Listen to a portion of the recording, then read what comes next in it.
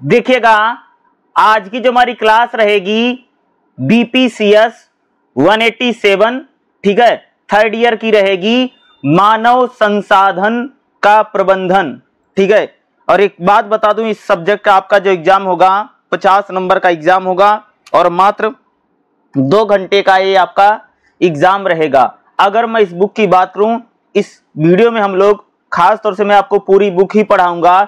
इसमें total 12 chapter हैं और 12 के 12 चैप्टर में जो जो इंपॉर्टेंट रहेगा हम लोग उन्हीं क्वेश्चनों को यहाँ पर खास तौर से भाई देखेंगे, ठीक है। और हो सकता है मैं बीच बीच में से भी मैं आपको पढ़ाऊं, तो अगर आप देखेंगे इसमें टोटल 3 खंड हैं, यानी 3 ब्लॉक हैं और 3 ब्लॉक में कुल मिलाकर के 12 चैप्टर हैं। 50 नंबर का एग्जाम होगा, 2 घंटे का एग्जाम रहेगा, याद रखिएगा। और इसमें जो क्वेश्चन आते हैं वो 10 नंबर के आते हैं और 10 नंबर के क्वेश्चन को आपको कम से कम, अगर हम लोग बात करें तो मिनिमम आप ऐसा कीजिएगा कि 2 पेज से या 2.5 पेज लिखिएगा, इससे ज्यादा मत लिखिएगा क्योंकि एग्जाम 2 घंटे का ही रहता है।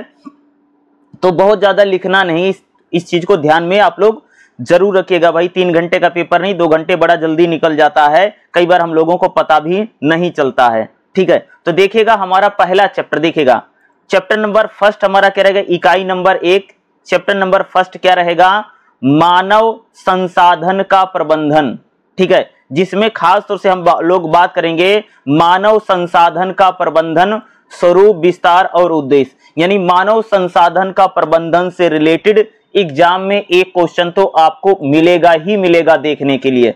तो इस क्वेश्चन की अगर हम लोग बात करें तो सबसे पहले चलिए देखते हैं। तो देखिएगा 1.2 में देखो, मानव संसाधन का प्रबंधन, स्वरूप और विस्तार। देखो एक संगठन में मानव संसाधन ही उसके विभिन्न क्रियाकलाप में होता है। देखो संगठन का मतलब होता है कि किसी प्रकार की जो कंपनी है, ठीक है, जैसे मान लो कोई कंपनी है या कोई इंडस्ट्री है, तो उसमें जो लोग काम कर रहे हैं, ठीक है, उसी को हम लोग यह क्या कहते हैं भाई, मानव संसाधन। यानी मानव किसी कंपनी के लिए या किसी इंडस्ट्री के लिए क्या होता है, रिसोर्स के रूप में उसका क्या होता है, यूज हम लोग यहाँ पर क्या करते हैं, उसका करते हैं, ठीक है। अगर मैं आसान भाषा में या सरल शब्द में कहूं तो मानव संसाधन जो है वह एक संगठन तंत्र में व्यक्तियों प्रबंधन में दृष्टिकोण का नाम है। यह मुख्यतः नियमों के अनुसार, इन नियमों के अनुसार कार्य करता है। देखोगा संगठन के उद्देश्य एवं लक्ष्यों की प्राप्ति के लिए सबसे महत्वपूर्ण है मानव संसाधन। जैसे भाई कोई कंपनी है या कोई इंडस्ट्री है, तो भाई उस कंपनी के जो उद्देश्य हैं, जैसे मान लो कोई कंपनी है, उसका जो भी उद्देश्य होगा, तो उस उद्देश्यों को प्राप्त करने के लिए मानव संसाधन बड़ा इंपॉर्टेंट है। मानव संसाधन मतलब यानी उसमें जो लोग काम कर रहे हैं, जो उसमें लेबर हैं, जो उसमें मजदूर हैं, जो उसमें वर्कर हैं, कोई भी आदमी जो उसमें काम कर रहा है, उस कंपनी के जो उद्देश्य हैं, जो लक्ष्य हैं, उनको प्राप्त करने में हम लोग कह सकते हैं कि मानव संसाधन की क्या है, सबसे बड़ी भूमिका होती है। मानव संसाधन विषयक नीति और प्रक्रियाएं संस्था के बेहतर लक्ष्यों और ऐच्छिक योजनाओं के अनुसार होती हैं। भाई मानव संसाधन के अनुरूप देख करके ही कोई भी संगठन अपना लक्ष्य या क्या करता है, उसकी नीति और नियमों को क्या करता है, बनाने का काम करता है। संस्थागत संस्कृति एवं मूल्यवान संगठन उसके द्वारा लक्ष्यों के उद्देश्य की प्राप्ति के लिए, भाई कोई भी संस्थान होगा, जैसे कोई कंपनी है, कोई इंडस्ट्री है, ठीक है, तो भाई उसमें जो लोग काम कर रहे हैं वह लोग उस कंपनी या उस संस्थान के जो लक्ष्य हैं, उन लक्ष्यों को प्राप्त करने में क्या है, सबसे ज्यादा मददगार होते हैं। अतः इस बात पर ध्यान देना चाहिए कि आवश्यक है तो उसमें बदलाव भी लाना चाहिए। यानी कहने का मतलब है कि कोई कंपनी है, चाहे सरकारी है, चाहे प्राइवेट है, कोई संस्थान है, कोई एनजीओ है, तो उसमें जो लोग काम कर रहे हैं वही लोग कह सकते हैं कि उस संगठन के लक्ष्यों और उद्देश्यों को प्राप्त करने में सबसे ज्यादा डिसाइडेड होते हैं, ठीक है। मानव संसाधन प्रबंधन को इस प्रकार से कार्य करना चाहिए कि किसी भी कर्मी परस्पर समन्वय साझे लक्ष्य की प्राप्ति कर सके। करें भाई, जैसे कोई कंपनी है, कोई इंडस्ट्री है, तो उसमें जो लोग काम कर रहे हैं उनको इस प्रकार से मिलजुल करके काम करना चाहिए कि वो लक्ष्य की प्राप्ति कर सकें। भाई जैसे आपने कोई कंपनी खोली, कोई इंडस्ट्री खोली, ठीक है, उसमें आप बहुत सारे लोगों की क्या करेंगे भाई, भर्ती करेंगे, उसमें कई सारे लोगों को आप लेंगे, ठीक है, नौकरी पर रखेंगे। तो आप जिन लोगों, वही तो मानव संसाधन है, जो लोग उसमें काम कर रहे हैं, तो वो लोग अगर मिलजुल करके अगर काम करेंगे तो हो सकता कि कंपनी के जो लक्ष्य हैं, जो टारगेट हैं, उनको प्राप्त करने में क्या होगी, बहुत ज्यादा आसानी होगी। जैसे मान लो कि एक कंपनी है, कपड़ा जूता बना रही है, ठीक है भाई, उसका टारगेट है कि एक दिन में 1000 जूते बनाने हैं, ठीक है, और उसमें जितने लोग काम कर रहे हैं, वो छोटे आदमी मैनेजर तक, छोटा जो वर्कर है जो मशीन चला रहा है, उससे मैनेजर तक जितने लोग काम कर रहे हैं, अगर वो मिलजुल करके काम करेंगे तो तभी भाई एक कंपनी जो है, जिसको टारगेट है कि एक दिन में 1000 जूते बनाने हैं, वो 1000 जूते को बना पाएगी। तो कह रहे हैं कि जो लोग कंपनी में काम करते हैं, चाहे कह सकते हो कि छोटे से छोटा और बड़े से बड़ा व्यक्ति जो काम कर रहा है, वो अगर मिलजुल करके काम करेंगे तो कंपनी या जो संगठन है उसके लक्ष्यों को प्राप्त करने में क्या रहेगी, आसानी रहेगी ना। किसी भी संगठन में मानव संसाधन विभाग कर्मचारियों के बीच पुल का कार्य करता है। अरे भाई, हर कंपनी इंडस्ट्री में अगर आप जाओगे ना, तो एक होता है एचआर डिपार्टमेंट, यानी ह्यूमन रिसोर्स डेवलपमेंट, जिसको हम एचआर वाले ही भाई सबकी भर्ती करते हैं। जो एचआर डिपार्टमेंट होता है किसी भी कंपनी में, चाहे आप किसी भी कंपनी में चली जाए, चाहे वो छोटी सी छोटी कंपनी हो, चाहे बड़ी से बड़ी कंपनी हो, मारुति में चले जाओ, होंडा में चला जाओ, किसी भी कंपनी में जाओगे तो वहां पर लोगों की जो भर्तियां की जाती हैं, यानी कंपनी में जो हायरिंग होती है, वह एचआर डिपार्टमेंट यानी मानव संसाधन जो डिपार्टमेंट होता है, वही लोगों के इंटरव्यू लेता है, वही लोगों का सिलेक्शन करता है, वही लोगों की सैलरी भी डिसाइड करता है, ठीक है, वही लोगों को बताता कि भाई आपको क्या काम करना, क्या काम नहीं करना है। भर्ती वर्ती सारे काम कौन देखता है, एक हर कंपनी में एचआर डिपार्टमेंट होता है, जिसको मानव संसाधन, यानी वही लोगों को लाता है और भर्ती करवाता है, लोगों को ट्रेनिंग भी देता है, उसमें जो लोग काम करेंगे उनको ट्रेनिंग भी देने का काम करता है। तो कह सकते हैं किसी भी कंपनी में या किसी भी संगठन में मानव संसाधन जो विकास है, वो कह सकते हैं कि कंपनी और कर्मचारियों में पुल का काम करता है। भाई, कंपनी की नीतियों को कर्मचारियों तक पहुंचाता है और कर्मचारी की जो मांग है, जो डिमांड है, उसको कह सकते हैं कि कंपनी के जो बड़े लोग हैं, जो कंपनी के मालिक हैं, उन तक पहुंचाने का काम कौन करता है, यही मानव संसाधन जो विभाग है, ये डिपार्टमेंट काम करता है। आप लोग इसको कह सकते हैं, ठीक है। इस विभाग को केवल कर्मी विकास नहीं, बल्कि साथ साथ में संगठन के उद्देश्यों के साथ साथ लक्ष्य में समन्वय करना चाहिए। भाई, जो मानव संसाधन विकास है, वो कंपनी के जो उद्देश्य है, भाई हर कंपनी का कोई ना कोई उद्देश्य होता है, हर कंपनी का कोई ना कोई टारगेट होता है। तो कंपनी के जो उद्देश्य हैं, उन उद्देश्यों को प्राप्त करने में कह सकते हैं कि मानव संसाधन विभाग जो है, इसकी सबसे बड़ी भूमिका होती है, सबसे बड़ी जिम्मेदारी होती है। अब हम लोग बात करें देखो मानव क्या है, किसी भी संगठन में जो लोग काम करते हैं, जो कार्यबल है, जो वर्कर हैं, भाई उन्हीं को हम लोग बोलते हैं मानव, ठीक है। कोई भी कंपनी है या कोई भी इंडस्ट्री है, तो मानव कौन है भाई, उस कंपनी या संगठन में जो आदमी, जो वर्कर काम कर रहे हैं, जो कर्मचारी हैं, मानव है। संसाधन क्या होता है, दुर्लभ या सीमित जो सुलभ परिसंपदा है, उसी को हम बोलते हैं भैया संसाधन। संसाधन यानी रिसोर्स कह सकते हो। जैसे गाड़ी चलाने के लिए पेट्रोल संसाधन है, ठीक है, चूल्हा जलाने के लिए जो गैस एलपीजी लाते हो संसाधन है। तो उसी लिए कह सकते हैं कि कंपनी या संगठन चलाने के लिए, कोई भी कंपनी, कोई भी संगठन जो है, उसके लिए आदमी जो ह्यूमन है, जो आदमी की भर्ती लोगों की भर्तियां की जाती है, वो संसाधन है। प्रबंधन क्या है, यानी जिन लोगों की भर्तियां किसी कंपनी या किसी संगठन में होती हैं, उनको भैया उनको लक्ष्य टारगेट बताना और उनका जिन लोगों की आपने कंपनी में भर्ती की उनका अच्छे से मैनेजमेंट करना, उसी को हम लोग क्या कहते हैं, प्रबंधन कहते हैं, ठीक है। और मानव संसाधन प्रबंधन में खास तौर से योजना बनाने का काम होता है। भाई, किसी भी कंपनी में अगर आप देखोगे तो मानव संसाधन जो विभाग होता है, वो क्या करता है भैया, प्लान बनाने का काम करता, प्लानिंग करता ना भाई। इसमें शामिल है कि मानक और लक्ष्यों को निर्धारित करता ना भाई, कैसी योजना बनाए ताकि कंपनी या संगठन के जो टारगेट हैं उनको पूरा कर सकें। मानव संसाधन जो होता है वो क्या करता, संगठन बनाता है। इसमें कार्य का विभाजन हो। भाई, मानव संसाधन विभाग ही किसी कंपनी में जाओगे तो एचआर डिपार्टमेंट ही आपको बताएगा कि भाई आपको काम क्या करना, क्या नहीं करना है। सारी कर्मी नियोजन करता है और यानी मानव संसाधन जो विभाग होता है किसी भी कंपनी में, किसी भी इंडस्ट्री में, किसी भी संगठन में, वह लोगों की भर्ती करता है, लोगों को ट्रेनिंग देने का काम कौन करता है? मानव संसाधन विभाग ही करता। वही किसकी भैया कितनी सैलरी होगी, किसका कितना क्या होगा, सारी चीजें आप लोग कह सकते हैं वही डिसाइड करता है।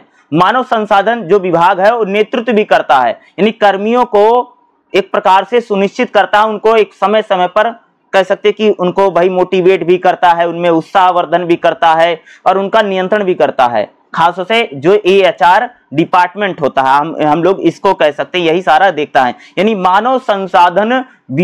मानव संसाधन जो प्रबंधन है भैया की, जैसे आपने एक कंपनी लगा ली, ठीक है जी, तो कंपनी आपकी लग गई, तो कंपनी में एचआर डिपार्टमेंट भैया बेहतर से बेहतर लोग कर्मचारी की अगर भर्ती करेगा तो तभी तो आपकी कंपनी में अच्छे से अच्छा काम होगा और बेहतर से बेहतर वर्क होगा, ठीक है, तो तभी तो आपकी कंपनी दिन दूनी रात चौगुनी तरक्की करेगी। तो इसमें एक ये होता है खास तौर से। अगला हम लोग बात करेंगे मानव संसाधन प्रबंधन के कार्य, यानी इसका क्या क्या काम होता है, यानी जो मानव संसाधन विभाग है यह क्या काम करता है। पहला इसका काम है भैया योजना बनाना। मानव संसाधन जो विभाग है योजना बनाता है। किसी भी कंपनी में या किसी भी इंडस्ट्री में ये लोग क्या करते हैं, योजना बनाने का काम करते हैं, ठीक है। जैसे मान लो कोई संगठन है या कोई कंपनी है, इनका मेन काम क्या भैया, प्लान बनाना, प्लानिंग करना, प्लान कैसे करना, कैसे काम करना, कैसे नहीं करना है, तो इनका काम क्या होता है, योजना बनाने का काम होता है। मानव संसाधन जो विभाग होता है खास से प्लानिंग करता है। दूसरा कार्य विश्लेषण करता है। देखो क्या कार्य विश्लेषण का मतलब होता है कि कंपनी में जो वर्कर काम कर रहे हैं, जो कर्मचारी काम कर रहे हैं, उनके काम को विश्लेषित करता है, एक प्रकार से जानकारी या उनको दिशा निर्देश इस प्रकार के भी यानी उनके काम को यानी इस प्रक्रिया में कार्य विश्लेषण संबंधित जानकारियां एकत्र की जाती है। कार्य विवरण, कार्य विनिर्देशिका है, यह बताता है कि क्या कार्य किया जाना चाहिए और कैसे करना है। यानी मानव संसाधन विभाग ही बताता है, यानी एचआर डिपार्टमेंट ही किसी कंपनी या किसी भी इंडस्ट्री में या किसी संगठन में बताता भैया कि काम कैसे करना, कैसे नहीं करना है। दूसरा, मानव संसाधन जो एचआर डिपार्टमेंट होता है, मानव संसाधन जो विभाग होता है किसी कंपनी या किसी संगठन में, वो लोगों की भर्ती करता है, यानी भैया हायरिंग करता है। हायरिंग करने की भी जिम्मेदारी है एचआर डिपार्टमेंट की होती है। आप किसी भी कंपनी या किसी भी इंडस्ट्री या किसी संगठन में जाएंगे तो एचआर डिपार्टमेंट जो होता है वही लोगों की क्या करता है, भर्ती करता है। भर्ती करने का भी काम किसका, इन्हीं का है कि भाई लोगों की हायरिंग कैसे करना है। हायरिंग डिपार्टमेंट कह सकते हैं कि इन्हीं के पास है, लोगों की भर्ती करने की पूरी जिम्मेदारी है। दूसरा, चयन भी करता है, भैया सिलेक्शन करता है कि भैया किस कर्मचारी को लेना, किसको नहीं लेना। अरे भाई जिसको उनकी जरूरत होगी उसको लेंगे, जिसकी उनकी जरूरत नहीं है उसको नहीं लेंगे, सिंपल सी बात है ना। तो भाई भर्ती किस आधार पे करेगा, भाई जो वर्कर जरूरी है एक कैसे लेते हैं, इंटरव्यू लेगा या सामूहिक चर्चा करेगा, कई बार थोड़ा बहुत टेस्ट वेस्ट परीक्षा लेकर के भी एचआर डिपार्टमेंट अपनी कंपनियों में लोगों की क्या करता है भैया, भर्तियां करता है। कई के बार तो ज्यादातर तो इसमें इंटरव्यू होते, साक्षात्कार करता है। कई बार ऐसे ग्रुप डिस्कशन रखवा देगा, एक दूसरे से लोग बातचीत करेंगे, एचआर डिपार्टमेंट यह भी करता है। और कई बार लिखित परीक्षा भी ले लेता है, कई बार जैसे रिटन टेस्ट भी ले लेगा या आपसे सवाल जवाब कर लेगा इंटरव्यू वाला। अब तो कह सकते कि ऑनलाइन भी इंटरव्यू होने लग गए हैं आमने सामने बैठ करके।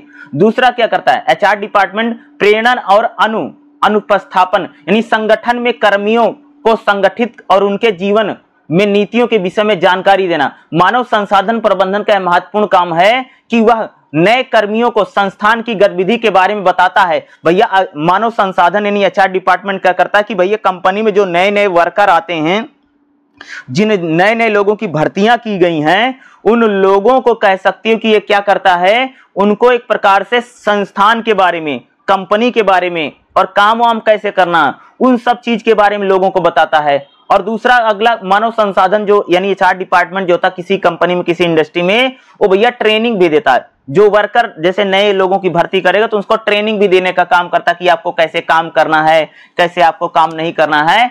ट्रेनिंग देने की पूरी जिम्मेदारी है किसकी है भाई, एचआर डिपार्टमेंट की होती है। मानव संसाधन विभाग होता हर कंपनी, हर इंडस्ट्री, हर संगठन में, चाहे कंपनी प्राइवेट हो चाहे सरकारी हो, किसी लेवल की हो, चाहे कोई विभाग हो भाई, उसमें जो एचआर डिपार्टमेंट होता है वही लोगों को ट्रेनिंग देने का काम करता है भाई। उनको काम सिखाएगा ना कि आगे आपको जाकर के आप लोगों को कैसे काम वाम करना है। निष्पादन मूल्यांकन, मानव संसाधन विभाग नियमित रूप से कर्मचारियों के कामों की समीक्षा करता, भैया हर वर्कर काम सही कर रहा कि नहीं कर रहा, उसका एक प्रकार से निष्पादन मूल्यांकन मतलब एनालिसिस भी करता है। यानी जो अच्छा काम कर रहा भैया उसका प्रमोशन कर देगा एचआर डिपार्टमेंट, और जो अच्छा काम नहीं कर रहा उसका डिमोशन कर देगा, और भैया अगर उनको जरूरत है तो नए लोगों की भर्ती करेगा। भाई निष्पादन मूल्यांकन का मतलब होता है कि जिन कर्मचारियों की आपने भर्ती की है वो लोग सही से काम कर रहे हैं या नहीं कर रहे हैं, उनकी जांच भी करता है, समय समय पर उनकी कह सकते हैं एक प्रकार से उनको जाकर के देखता भी है, ठीक है। उनके काम को उनको एनालिसिस करने का काम भी करता है कि ये काम सही से कर पा रहा है या काम सही से नहीं कर पा रहे हैं। यानी उनका काम जो उनको काम दिया गया है उसको पूरी देखभाल करता है कि भाई ये जिन लोगों को हमने काम सौंपा है या जिन लोगों को हमने काम दिया है वो काम सही से कर रहे हैं कि नहीं कर रहे हैं। श्रम संबंध या मानव संसाधन विकास प्रबंधन का महत्वपूर्ण काम है कि संगठन में श्रमिक संघ होते हैं। मानव संसाधन विभाग कर्मियों के हित में उनके वेतन, शिकायतें और वार्ता समस्या, भाई अगर आप देखोगे कि हर कंपनी में कई बार वहां अगर आप देखोगे तो जो काम करने वाले जो लोग होते हैं वो कई बार अगर आप देखोगे तो संगठन बना लेते हैं, ठीक है, यूनियन बना लेते हैं। एक शब्द सुना होगा यूनियन। तो किसी भी कंपनी में अगर आप जाएंगे, जैसे रेलवे में अगर आप हैं या आप मान लिए ओएनजीसी में हैं या आप किसी रेलवे है, हर जगह पर यूनियन बनी रहती है। जो समय समय पर यूनियन वाले धरना वरना नहीं देते हैं, भाई सैलरी बढ़ा दो, ये फलाने वाला ने, हर चाहे प्राइवेट डिपार्टमेंट हो, मारुति हो, सुजुकी हो, होंडा हो, रेलवे हो या और कोई हमारा पुलिस डिपार्टमेंट हो, उसमें भी इन लोगों ने अपने संगठन बना रखे हैं। तो ये लोग समय समय पर क्या करते रहते हैं, भैया इनके शिकायतें नहीं मानी जाएगी तो ये लोग जाकर के धरना प्रदर्शन करते हैं, हड़ताल पर चला जाता है। तो इन लोगों ने अपने संगठन बना। तो मानव संसाधन यानी एचआर डिपार्टमेंट जो होता है भैया इनके साथ क्या करता, बातचीत करके मामले को सुलझाने का प्रयास भी करता है। यानी उनसे वो क्या करेगा, बाकायदा बातचीत करता है। यानी उनके वेतन को लेकर के, उनकी शिकायतें जो होती हैं, कंपनी से जो उनके टकराव होते हैं, इन सब चीजों को भी देखने का क्या काम करता है, यही विभाग करता है। क्षतिपूर्ति और हित लाभ, खास तौर से जो मानव संसाधन विभाग है वो कंपनी में जो कर्मचारी हैं अगर उनको चोट वोट लग गई उनकी क्षतिपूर्ति भी करता है। और जो कंपनी में जो कर्मचारी जो वर्कर काम कर रहे हैं उनको लाभ कैसे पहुंचे उनकी देख रेख करने का भी काम कौन करता है, मानव संसाधन विभाग करता है। अगला रिकॉर्ड रखना, मानव संसाधन जो विभाग है वह कंपनी में जो वर्कर काम कर रहे हैं उनके बारे में तमाम जानकारियां, उनका नाम, सारे रिकॉर्ड, उनके जरूरी कागजात, उनके सारे जो डॉक्यूमेंट वर्क है, एचआर डिपार्टमेंट यानी मानव संसाधन विभाग जो है उन सबके पूरे रिकॉर्ड और पूरे सारी चीजों को रखने का काम कौन करता है, मानव संसाधन विभाग ही करता है। भाई उनके सारे डॉक्यूमेंट रखेगा और उनका रिकॉर्ड रखेगा, कहाँ आधार कार्ड, पैन कार्ड, ये सब रखता है। उनकी एकेडमिक क्वालिफिकेशन, इन कितना पढ़े लिखे हैं, उसका सब डाटा वो पूरा रखता है कि भाई हमारा कर्मचारी कहाँ, यानी सभी कर्मचारियों का पूरा लेखा जोखा जो है वह कह सकते हैं कि मानव संसाधन जो विभाग जिसको एचआर डिपार्टमेंट कंपनियों में कहा जाता है, एचआर डिपार्टमेंट कहा जाता है, अलग अलग एचआर बोलते हैं। तो लोग इस प्रकार के सभी कामों को करता है, जो यानी जो एचआर डिपार्टमेंट वहां पर होता है किसी भी कंपनी में, किसी भी संगठन में, भैया चाहे कंपनी सरकारी हो चाहे प्राइवेट हो, हर जगह पर कह सकते हैं एचआर डिपार्टमेंट होता है जो इन प्रकार के कामों को करता है। तो पहला चैप्टर हमारा इसी के साथ समाप्त हो गया है। और पहले चैप्टर से मैं जरूर कह सकता हूं कि आपको एग्जाम में एक क्वेश्चन तो जरूर देखने को मिलेगा ही मिलेगा। ठीक है, चलिए अगला चैप्टर देखते हैं। देखिएगा अगला जो हमारा चैप्टर रहेगा, चैप्टर नंबर दूसरा क्या रहेगा, मानव संसाधन का विकास, जिसमें हम लोग बात करेंगे मानव संसाधन का विकास और महत्व और इसके लाभ। ये इंपॉर्टेंट हो सकता है भाई, जो आपसे एग्जाम में पूछा जा सकता है कि मानव संसाधन का महत्व और इसके लाभ बताओ, या मानव संसाधन का विकास, इस टाइप से क्वेश्चन आपको एग्जाम में आ सकता है। ठीक है, देखो समझो, मानव संसाधन का विकास मतलब समझते हो, जैसे भाई मान लो मानव संसाधन हम किसे कह रहे हैं, पहले ये समझो। देखो भाई, किसी भी कंपनी में या किसी भी संगठन में, ठीक है, जो लोग काम करते हैं हम उन्हें मानव संसाधन कहते हैं। ठीक है, तो भाई जैसे मान लो कर्मचारी हैं, जो वर्कर हैं, जो लेबर है, ठीक है, उसके उसी को हम कह रहे हैं मानव संसाधन। उसका विकास कैसे हो, उसका विकास कैसे होगा भाई? उसको बढ़िया ट्रेनिंग दोगे तो हो सकता है उसका डेवलपमेंट हो जाए, काम बढ़िया करने लग जाए, उसको प्रशिक्षण दे करके, उसको ट्रेनिंग दे करके। दूसरा, उसके भैया लाभों का ध्यान रखा जाए, उसकी समय समय पर सैलरी बढ़ाई जाए, उसका भैया इंटरेस्ट बना रहेगा, कर्मचारी का इंटरेस्ट बना रहेगा ना, उसका विकास और कैसे होगा? उसका विकास और कह सकते हो भैया, उसके स्वास्थ्य को लेकर के, उसके हेल्थ को लेकर के, सारी चीजों को अगर हम सजग रहेंगे तो भैया जो हमारा मानव संसाधन है, यानी कह सकते हैं कि जो हमारी कंपनी या हमारी कंपनी में जो कर्मचारी काम कर रहे हैं, हमारी कंपनी में जो लेबर काम कर रही है, वो उसका विकास कैसे हो, उसका डेवलपमेंट कैसे हो, उसकी तरक्की कैसे हो? भैया उसकी तरक्की होने के 2-3 रास्ते मेजर पॉइंट हैं। पहला, उसको अच्छे से ट्रेनिंग खूब मिले समय समय पर। जैसे आपने भर्ती की, एक बार तो आपने उनको ट्रेनिंग दे दी, दूसरी बार भी आप बीच बीच में भी उनको आप ट्रेनिंग देते रहें, उनकी सैलरी जो है देखते रहें, समय समय पर उनकी भैया सैलरी बढ़ाते रहें, ताकि उनका इंटरेस्ट बना रहे। मानव संसाधन का इससे क्या होगा? विकास होगा। दूसरा कह सकते हो कि उनके स्वास्थ्य लाभ, भैया उनको कह सकते हो कि उनका बीमा उमा करवा दो, ठीक है। दूसरा हम लोग कह सकते हैं कि उनका चेकअप वकअप समय समय पर करवाते रहें, हेल्थ चेकअप करवाते रहें। इससे भी हमारा जो मानव संसाधन है उसका विकास अच्छी तरीके से होगा। और ऐसे बहुत सारे काम हैं, समय समय पर उनको कह सकते हैं कि नई नई स्किल सिखाई जाए। इससे भी जो हमारी कंपनी में जो लोग काम कर रहे हैं उनका डेवलपमेंट होगा। यानी हमारी कंपनी में जो किसी भी कंपनी, चाहे सरकारी हो चाहे प्राइवेट हो, किसी कंपनी में जो लोग काम कर रहे हैं उनका डेवलपमेंट कैसे हो, इसी को हम लोग कहते हैं मानव संसाधन का विकास कैसे किया जाए। यानी वो प्रोग्रेस कैसे करेगा, वो व्यक्ति जो जिस लोगों को हमने कंपनी में हायर किया है, जिसको हमने सैलरी पैकेज हम लोग दे रहे हैं, वो कैसे डेवलप करेगा, वो कैसे आगे बढ़ेगा, ठीक है। उसको भाई ट्रेनिंग देकर के, उसको प्रशिक्षण देकर के, समय समय पर कह सकते हो कि बीच बीच में भी उसका हम लोगों को प्रशिक्षण देना पड़ेगा, उसके हितों का ध्यान रखना पड़ेगा। भैया उसको क्या क्या लाभ दिए जाएं, क्या क्या बेनिफिट्स दिए जाएंगे, ताकि उसका कंपनी में एक प्रकार से आप लोग कह सकते हो कि उसका मन लगा रहे और वो अच्छा काम करे। और अच्छा काम करेगा तो भाई कंपनी को भी लाभ होगा। भाई अगर मानव संसाधन का विकास होगा तो किसको लाभ मिलेगा? कंपनी को भी लाभ मिलेगा, सबसे ज्यादा कंपनी को लाभ मिलेगा। अच्छा काम करेगा, बढ़िया काम करेगा, कंपनी भी प्रॉफिट में रहेगी। और उस वर्कर को भी, यानी जो कर्मचारी हमारी कंपनी में काम कर रहा है, जो किसी प्राइवेट या सरकारी कंपनी में जो लोग काम कर रहे हैं, उनको भी पर्सनली फायदा होगा। उनकी सैलरी बढ़ जाएगी, उनकी हेल्थ अच्छी रहेगी, ठीक है, या उनको स्किल उनकी बढ़ती चली जाएगी, उनका कौशल बढ़ता चला जाएगा। और इसका लाभ कंपनी को भी मिलेगा और कह सकते हो कि कर्मचारी को मिलेगा। तो हर कंपनी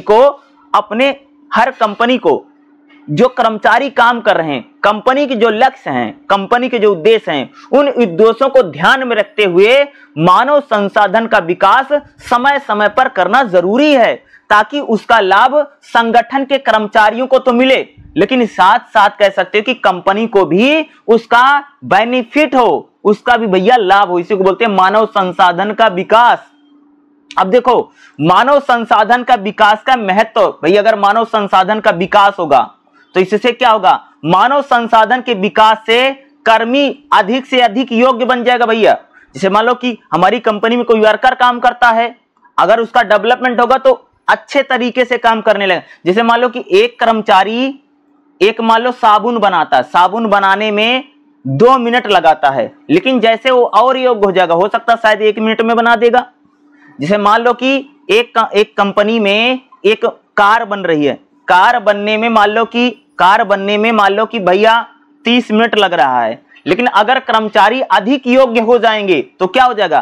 कार जो कह सकते हैं कि आधे घंटे में बन रही थी वो 20 मिनट में बना देगा। तो कंपनी को भी फायदा होगा और कर्मचारी को भी फायदा होगा। दूसरा, अगर मानव संसाधन का विकास होगा तो इससे क्या होगा? कह सकते हैं इससे कंपनी में सकारात्मक माहौल रहेगा और कर्मचारी स्वयं अपना मूल्यांकन कर पाएगा कि मैं अच्छा काम कर पा रहा हूं कि मैं अच्छा काम नहीं कर पा रहा हूं। कर्मियों में काम करने की प्रेरणा खुद भरी रहेगी। भाई अगर मानो जो लोग काम कर रहे हैं, अगर उनका डेवलपमेंट लगातार होता रहेगा, उनका विकास होता रहेगा, तो भैया वो अपने काम के प्रति संतुष्ट रहेंगे, उनका जीवन की गुणवत्ता भी अच्छी रहेगी। कर्मचारियों में परिवर्तन को स्वीकार करने के बाद, भाई अगर मानव संसाधन का विकास होगा तो लोग अपनी कमियों को महसूस करेंगे। देखो कोई भी कर्मचारी काम करता है तो उसमें बहुत सारी कमियां होती हैं, लेकिन उसका जैसे जैसे डेवलपमेंट होगा तो कमियां कह सकते भैया वो छिपती चली जाएंगी और कमियों पर वो अपना काम कर, कमियों को सुधार कर सकता है ना। मानव संसाधन में विकास का मतलब ही यही है कि भैया अगर किसी कंपनी में कोई कर्मचारी की हायरिंग हुई, कोई कर्मचारी गया, भैया पहले दिन से तो बहुत अच्छा काम नहीं कर पाएगा, धीरे धीरे धीरे धीरे करते करते उसकी जो गलतियां धीरे धीरे घटती चली जाएंगी और एक अच्छा बेहतर वर्कर बन जाएगा। और इससे कह सकते हैं मानव संसाधन का उसका तो विकास हुआ, उसका डेवलपमेंट तो हुआ, काम बढ़िया करने लग गया, उसका लाभ कंपनी को मिलेगा। मानव संसाधन के विकास से कर्मचारी में विश्वास जगता है, सम्मान होता है और टीम के रूप में वो लोग काम करते हैं। मानव संसाधन के विकास से कह सकते हैं कि संगठन को खूब लाभ मिलता है। भाई किसी भी कंपनी में अगर वर्कर तेजी से काम करने लग जाएगा, स्किल के साथ काम करने लग जाएगा और अधिक योग्य हो जाएगा और अधिक कुशल हो जाएगा, तो कह सकते कि कंपनी में जो उत्पादन यानी जो प्रोडक्शन है, जब ये जो सामान बन रहा है और तेजी से बनने लगा। मानव संसाधन के विकास से कह सकते कि कर्मचारी का जो स्वास्थ्य है वो भी बढ़िया होगा। भाई मानव संसाधन के विकास में हमें यह भी ध्यान रखना है कि कर्मचारियों की हेल्थ अच्छी रहे, उनका स्वास्थ्य अच्छा रहे, ठीक है, उनको किसी प्रकार से बीमारियां ना हो, उनको समय समय पर भैया उनका चेकअप वकअप करवाओगे तो क्या होगा, भैया वो बीमार कम होंगे तो छुट्टी कम लेंगे, छुट्टी कम लेंगे तो ज्यादा से ज्यादा डेली वो आएंगे, डेली आएंगे तो डेली काम करेंगे, फायदा ही फायदा है। यह संगठन में विविधीकरण को बढ़ाकर उनकी यानी उनकी प्रभाविता को संवर्धन करता। भाई कर्मचारी का अगर लाभ होगा और उसको लगेगा कि हम बेहतर काम कर पा रहे हैं और उसका डेवलपमेंट हो रहा है, तो कर्मचारी कह सकते हैं और अधिक मन लगा करके, क्या कह सकते हो कि भाई वो और अधिक मन लगाकर क्या करेगा, कार्य को और तेजी से करेगा। ये सिंपल सी बात है ना। मानव संसाधन के विकास का कार्य क्या है भाई, मानव संसाधन का विकास कैसे कर सकते हैं। भाई किसी कंपनी में जो कर्मचारी हैं, जो वर्कर हैं, जो लेबर है, वही मानव संसाधन है, उनका डेवलपमेंट कैसे हो, उनका विकास कैसे हो। भैया उनके विकास के लिए पहला काम है उनको प्रशिक्षण दिया है, उनको ट्रेनिंग समय समय पर देखो देनी है। भाई जब आपने कर्मचारी की भर्ती की थी उस टाइम तो आपने ट्रेनिंग दे दी, लेकिन बीच बीच में भी अगर हम लोग ट्रेनिंग देंगे तो कह सकते हैं कि जो मानव संसाधन है उसका विकास जो है आप लोग कह सकते हो जी तेजी से होगा, ठीक है। समय समय पर अगर हम लोग उनको ट्रेनिंग देंगे और उनको ट्रेनिंग देते रहेंगे तो इससे मैं जरूर कह सकता हूं कि उनका विकास 100% होगा भाई, प्रशिक्षण देने से।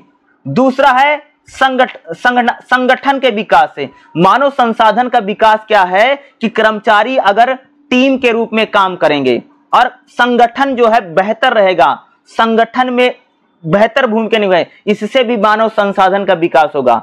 संगठनात्मक विकास से कंपनी में जो संगठन है उस अगर संगठन का विकास होगा तो भैया मानव संसाधन का विकास होगा। कंपनी में जो कर्मचारी हैं व्यक्ति की नहीं टीम या किसी समूह पर केंद्रित रहते हैं। मानव संसाधन व्यवसायिक न केवल परिवर्तन लाने के लिए बल्कि हस्तक्षेप युक्तियों का विकास करने में है। भाई अगर संगठन का विकास होगा तो करेक्ट मानव संसाधन का भी विकास होगा, ठीक है।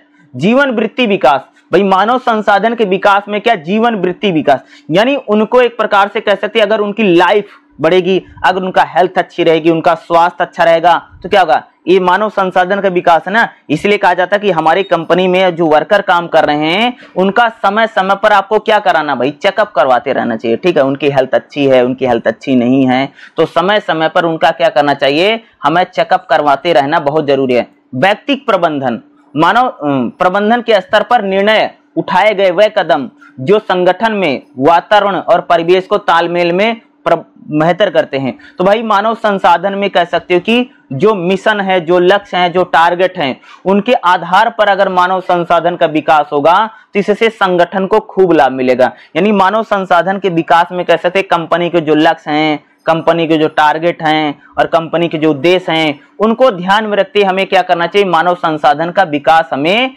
करना चाहिए, ठीक है। तो मानव संसाधन का विकास बहुत जरूरी है भाई। जो आपकी कंपनी में जो वर्कर काम कर रहे हैं, जो आपकी कंपनी में कोई कर्मचारी काम कर रहे हैं, भाई उन कर्मचारियों का अगर एक प्रकार से प्रोग्रेस होगी तो भाई कंपनी की प्रोग्रेस होगी। तो समय समय पर उनकी ट्रेनिंग दो, उनका हेल्थ चेकअप करवाओ, उनका बीमा करवा दो, जिसको हम लोग बोलते हैं इंश्योरेंस करवा दीजिए, उनमें कंपनी का माहौल अच्छा रखिए, तब उनका कह सकते हैं विकास अच्छा रहेगा।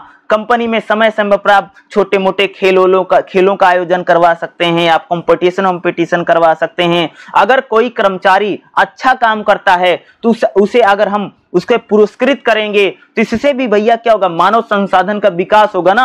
और मानव संसाधन के विकास के लिए कर्मचारियों के समय समय पर उनको प्रमोशन भी देना चाहिए और उनको वेतन वृद्धि भी उनकी समय समय पर होनी चाहिए। अगर ये सारे काम करेंगे तो हमारी कंपनी में या मानव संसाधन जो है उसका विकास या किसी भी संगठन में लगातार होता ही रहेगा। तो मानव संसाधन के विकास का विकास भी होना क्या है, बहुत ज्यादा जरूरी है। भाई किसी कंपनी में जो वर्कर भर्ती किए गए हैं उनका डेवलप होगा तो तभी तो संगठन और तभी तो कंपनी आगे बढ़ेगी। तो भैया पहले काम है कि जो मानव संसाधन है यानी जो वर्कर है, जो कर्मचारी है, जो हमारे कंपनी या संगठन में लेबर मजदूर काम कर रहा, कोई भी व्यक्ति काम कर रहा हो, वो छोटा कर्मचारी से लेकर के बड़ा कर्मचारी, उस सब की बात करें, अगर उनका डेवलपमेंट होगा तो हमारी कंपनी भी आगे बढ़ेगी, हमारी कंपनी में उत्पादन बढ़ेगा, हमारी कंपनी को आर्थिक लाभ बहुत ज्यादा होगा। हो सकता है कि पहले साल जिस कंपनी ने 1 करोड़ कमाए हो, अगर वर्कर का विकास होगा तो भाई हो सकता है कि कंपनी अगले साल 2 करोड़ रुपए कमा ले, तो भाई कंपनी को फायदा होगा, वर्कर को फायदा होगा, तो फायदा ही फायदा होगा ना। अगर मानव संसाधन का अगर लगातार विकास किया जाएगा, अगर लगातार उनको समय समय पर ट्रेनिंग दिया जाएगा, समय समय पर प्रशिक्षण दिया जाएगा, समय समय पर उनको चीजें बताई जाएंगी, सिखाई जाएंगी, उनका हेल्थ चेकअप किया जाएगा, उनकी हेल्थ अच्छी रहेगी, तो भाई दोनों को लाभ मिलेगा, संगठन को लाभ मिलेगा और जो वर्कर जो कर्मचारी है उसको भी लाभ मिलेगा। मानव संसाधन का विकास जो है होना ये क्या है, बहुत ज्यादा जरूरी है। ठीक है, चलिए अगला चैप्टर देखते हैं। देखिएगा अगला जो हमारा चैप्टर रहेगा, चैप्टर नंबर 3 रहेगा, तीसरा इकाई नंबर 3 का रहेगा कार्यस्थल में विविधताएं। देखो कार्यस्थल मतलब समझते हो, जैसे किसी कंपनी में जो कर्मचारी काम करता है ना, जहां पर वो काम करता है ना, उसी को बोलते हैं भैया कार्यस्थल। इसी को अंग्रेजी में बोला जाता है वर्क प्लेस। जैसे आप किसी कंपनी में काम कर रहे हो तो आप जहां काम करते हो वह हो जाता है आपका कार्यस्थल। विविधता का मतलब होता है भिन्नता, विविधता मतलब डिफरेंस, यानी अलग अलग, जैसे डिफरेंस होता ना। भाई कार्यस्थल में अगर विविधता रहेगी, आप जहां काम कर रहे हो वहां विविधता का मतलब समझते हो कि भाई वहां जो लोग हैं आपके आसपास वो अलग अलग आयु वर्ग के हैं। जैसे मान लो मैं एक कंपनी में काम करता हूं, ठीक है, तो जो मेरा कार्यस्थल है जहां मैं हूं भाई, वहां मेरे कंपनी में मान लो कि भाई जो हमारा कार्यस्थल है वहां पर 30 साल का भी आदमी है, 40 साल का आदमी है, 35 साल का आदमी है, 50 साल का आदमी है, ये अलग अलग आयु वर्ग के लोग हैं। दूसरा कह सकते कि भैया वो लोग अलग अलग राज्यों के हैं, जैसे कोई हरियाणा का है, कोई दिल्ली का है, कोई पंजाब का है, कोई राजस्थान का है, कोई कश्मीर का है, कोई कहीं का है। ये हो गया। या इसको भी कहते हैं किसी में कोई स्किल है, किसी में कोई स्किल है, या किसी में अलग प्रकार की कोई स्किल है, तो इसी को हम लोग क्या बोलते हैं, विविधता। क्या कहा जाता है, यही विविधता है। यानी आप लोग जहां किसी कंपनी में किसी वर्क कर रहे हैं वहां पर अलग अलग एज ग्रुप के लोग काम करते हैं। दूसरा कह सकते भाई अलग अलग राज्यों के लोग होते हैं, सबकी अलग अलग क्वालिफिकेशन होती ना। हो सकता है कोई 10वीं पढ़ा हो, कोई ITI हो, कोई डिप्लोमा हो, कोई बीटेक एमटेक किया हुआ, तो क्या है, ये कार्यस्थल में विविधता हो रही ना भाई। क्यों, क्या सब हैं, बिल्कुल अलग अलग हैं, सब में क्या है, भिन्नता है। कार्यस्थल में विविधता को और आप कैसे समझेंगे भाई, कार्यस्थल में विविधता का मतलब अगर आप देखो किसी कंपनी में अगर आप देखोगे तो वहां पर एक आदमी मशीन चलाता है, दूसरा आदमी उस जो बना रहा है उसको चेक करता है, तीसरा आदमी देखोगे तो उनका एक प्रकार से उनको कंट्रोल करता है, यानी उनके ऊपर एक कर्मचारी होता है, फिर वहां एक मैनेजर होता है। यानी वहां पर अगर आप देखेंगे काम करने वाले अलग अलग लोग होते हैं। इसी को भी हम लोग क्या कहते हैं, कार्यस्थल में विविधता, इसे भी बोला जाता है ना, कि भाई वहां हर स्किल के लोग हैं और हर विभाग के अलग अलग लोग होते हैं ना, और हर जगह के लोग हैं, अलग अलग राज्यों के होते हैं, अलग अलग भाषाओं के जानने वाले लोग हैं। ये भी एक कार्यस्थल में विविधता। अलग अलग एज ग्रुप के भी होते हैं, हो सकता है कि कोई 30 का हो, कोई 40 का हो, कोई 45 का हो, कोई 50 का हो। अलग अलग लिंग के भी होते हैं भाई, उसमें कुछ महिलाएं होती हैं, उसमें कुछ पुरुष होते हैं। इसी को भी हम लोग क्या कहते हैं, कार्यस्थल में विविधता। यही क्या हमारी कार्यस्थल में, इसी को हम लोग तो भैया कहते हैं कार्यस्थल में यही होती है हमारी विविधता। ठीक है, अब देखो इसकी हम लोग बात करें भाई, कार्यस्थल में जो विविधता है इससे क्या होता है, इससे पहला क्या होता है भैया, संघर्ष में घटाव होता है। देखो अगर कार्यस्थल में विविधता रहेगी, भाई कर्मचारी अगर अलग अलग राज्यों के हैं, अलग अलग भाषाओं को बोलते हैं, अलग अलग उसमें स्किल है, तो उनमें लड़ाई झगड़ा भैया कम से कम होगा। ये सच्ची बात है ना कि भाई अगर कहीं पर काम करने वाले कर्मचारी अलग अलग राज्यों से हैं, अलग अलग इलाकों के हैं, तो अलग अलग एक ही राज्य का हो जाएगा तो एकजुट होकर के रोज ही धरना देने लग जाएगा, हम काम नहीं करेंगे, हमारी सैलरी बढ़ाओ, इस प्रकार की बातें होने लग जाएंगी ना। तो भाई कार्यस्थल में विविधता से क्या होता है कि आपस में जो लड़ाई झगड़े होते हैं घट जाते हैं। दूसरा, कार्यस्थल में विविधता से लोगों में आत्मविश्वास बढ़ता है कि भाई कार्यस्थल में अगर विविधता रहेगी, कोई अलग अलग एज ग्रुप के हैं, अलग अलग आयु वर्ग के हैं, अलग अलग लिंग के हैं, कोई महिला कोई पुरुष है, सबकी अलग अलग क्वालिफिकेशन है, सबके अलग अलग स्किल है, तो इससे वो लोग टीम के रूप में काम करेंगे तो कर्मचारियों में जो आत्मविश्वास है यानी जो कॉन्फिडेंस है, वो कॉन्फिडेंस भी कह सकते हैं कि उन कर्मचारियों का एक अलग लेवल पर हमें उनका कॉन्फिडेंस देखने को मिलेगा, यानी कर्मचारियों में जो कॉन्फिडेंस का स्तर है वो अच्छा रहेगा। दूसरा, प्रतिबद्धता में वृद्धि, यानी कर्मचारी अगर अलग अलग आयु वर्ग के हैं, अलग अलग एज ग्रुप के हैं, तो उनमें कह सकते हैं कि उनमें प्रतिबद्धता, वो संगठन में अच्छा काम करेंगे। भाई दूसरा करेगा, उनको लगेगा ये अच्छा करा, मैं भी अच्छा करना चाहिए, तो उनमें एक प्रकार से क्या होता है कि एक दूसरे को देख करके वो अच्छा काम करेंगे, बेहतर काम करेंगे। इसीलिए हम लोग करते हैं कि किसी भी कंपनी में या किसी भी इंडस्ट्री में क्या होने जरूरी है, भाई कार्यस्थल में विविधता होना क्या है, बहुत ज्यादा जरूरी है। ठीक है, एक ही विविधता बहुत जरूरी। भाई अगर एक ही जगह का आदमी हो जाएगा, एक ही जैसी सब भाषा बोलेंगे तो एकजुट हो जाएंगे, वो काम भी नहीं करेंगे, हमेशा वो रुकावट पैदा करेगा। देख इसीलिए तुम लोगों ने देखा होगा कि भाई अगर जैसे कोई कंपनी लगती है, जैसे मान लो गुजरात में कोई कंपनी लगी है, तो लोकल लोगों की भर्ती नहीं करती, गुजराती की भर्ती कम करेगी, नहीं तो गुजराती उनको काम नहीं करेगा, सारे गुजराती एक जगह हो जाएंगे, काम नहीं करेंगे, इस प्रकार से देखोगे ना। तो कार्यस्थल में विविधता होना क्या है, बहुत ज्यादा जरूरी है।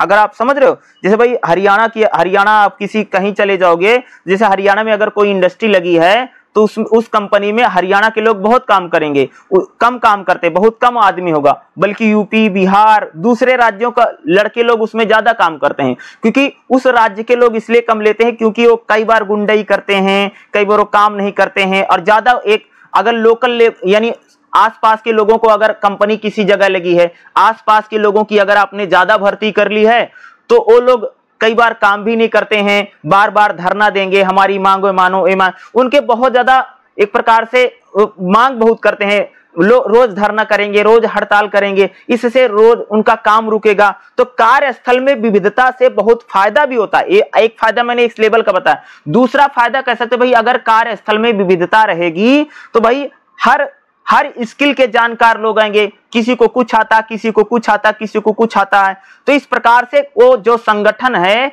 या जो कंपनी है उसका बढ़ोतरी भी होगी ना, वो धीरे धीरे क्या भाई कंपनी बेहतर काम करेगी, कंपनी में बढ़िया लोग आएंगे ना, तो कार्यस्थल में विविधता। अगला होता है जेंडर संबंधी मुद्दे क्या है। जेंडर संबंधी का मतलब होता है लैंगिक आधार पर हम लोग बात करें। भाई कार्यस्थल में अगर आप देखोगे तो महिला और पुरुष दोनों काम करते हैं, और कई बार वहां पर आप देखोगे तो जब महिला और पुरुषों के आधार पर भैया किसी भी कंपनी या किसी भी इंडस्ट्री में भेदभाव नहीं होना चाहिए, खास तौर से।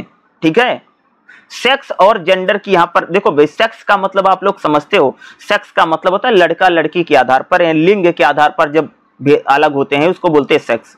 लैंगिकता कहते हैं जेंडर, जेंडर का मतलब आप लोग समझते हो कि जब हम महिला और पुरुष के आधार पर भेदभाव करते हैं तो उसको बोलते हैं भैया जेंडर। क्या बोलते हैं कि जब हम महिला और पुरुष, जैसे महिला पुरुष जेंडर के आधार पे अगर थोड़ा मैं आपको बताना चाहूं, सोचोगे कि भैया जैसे पुरुष होगा ना उसको ओजन उठाने वाला काम मिल जाएगा। अगर आप किसी कंपनी में जाओगे तो भैया पुरुष होगा वही हैवी वेट काम करेगा, ये मेहनत वाला काम पुरुष करेगा, बल्कि महिलाओं को जो हल्का काम दिया जाता है। तो क्या है, जेंडर के आधार पर बात हो रही कि महिलाएं भैया बहुत कोमल होती हैं, बहुत सॉफ्ट होती हैं, तो उनका हल्का काम दिया जाएगा। इसको हम क्या कहते हैं, एक प्रकार से लैंगिकता यही है, इसी को हम लैंगिकता बोलते हैं। यानी जो समाज लड़का लड़की के आधार पर जो भेदभाव करता है उसे हम क्या कहते हैं भैया, लैंगिकता। और लिंग तो भैया भगवान ही ऊपर से बना करके भेजता है ना, लिंग तो एक प्रकार से पुरुष का लिंग अलग और महिला का अलग है ना, तो लैंगिकता बट कैसे जो हमारा समाज जो लड़के लड़कियों में जो भेदभाव करता है, अगला लैंगिक भेद क्या है भाई, यहाँ लैंगिक भेद को आप कह सकते हैं भैया कि लड़के और लड़कियों की रुचियां अलग होती हैं, लैंगिकता के आधार पर दोनों का एक प्रकार से अलग ही होता ना भाई, दोनों की पसंद नापसंद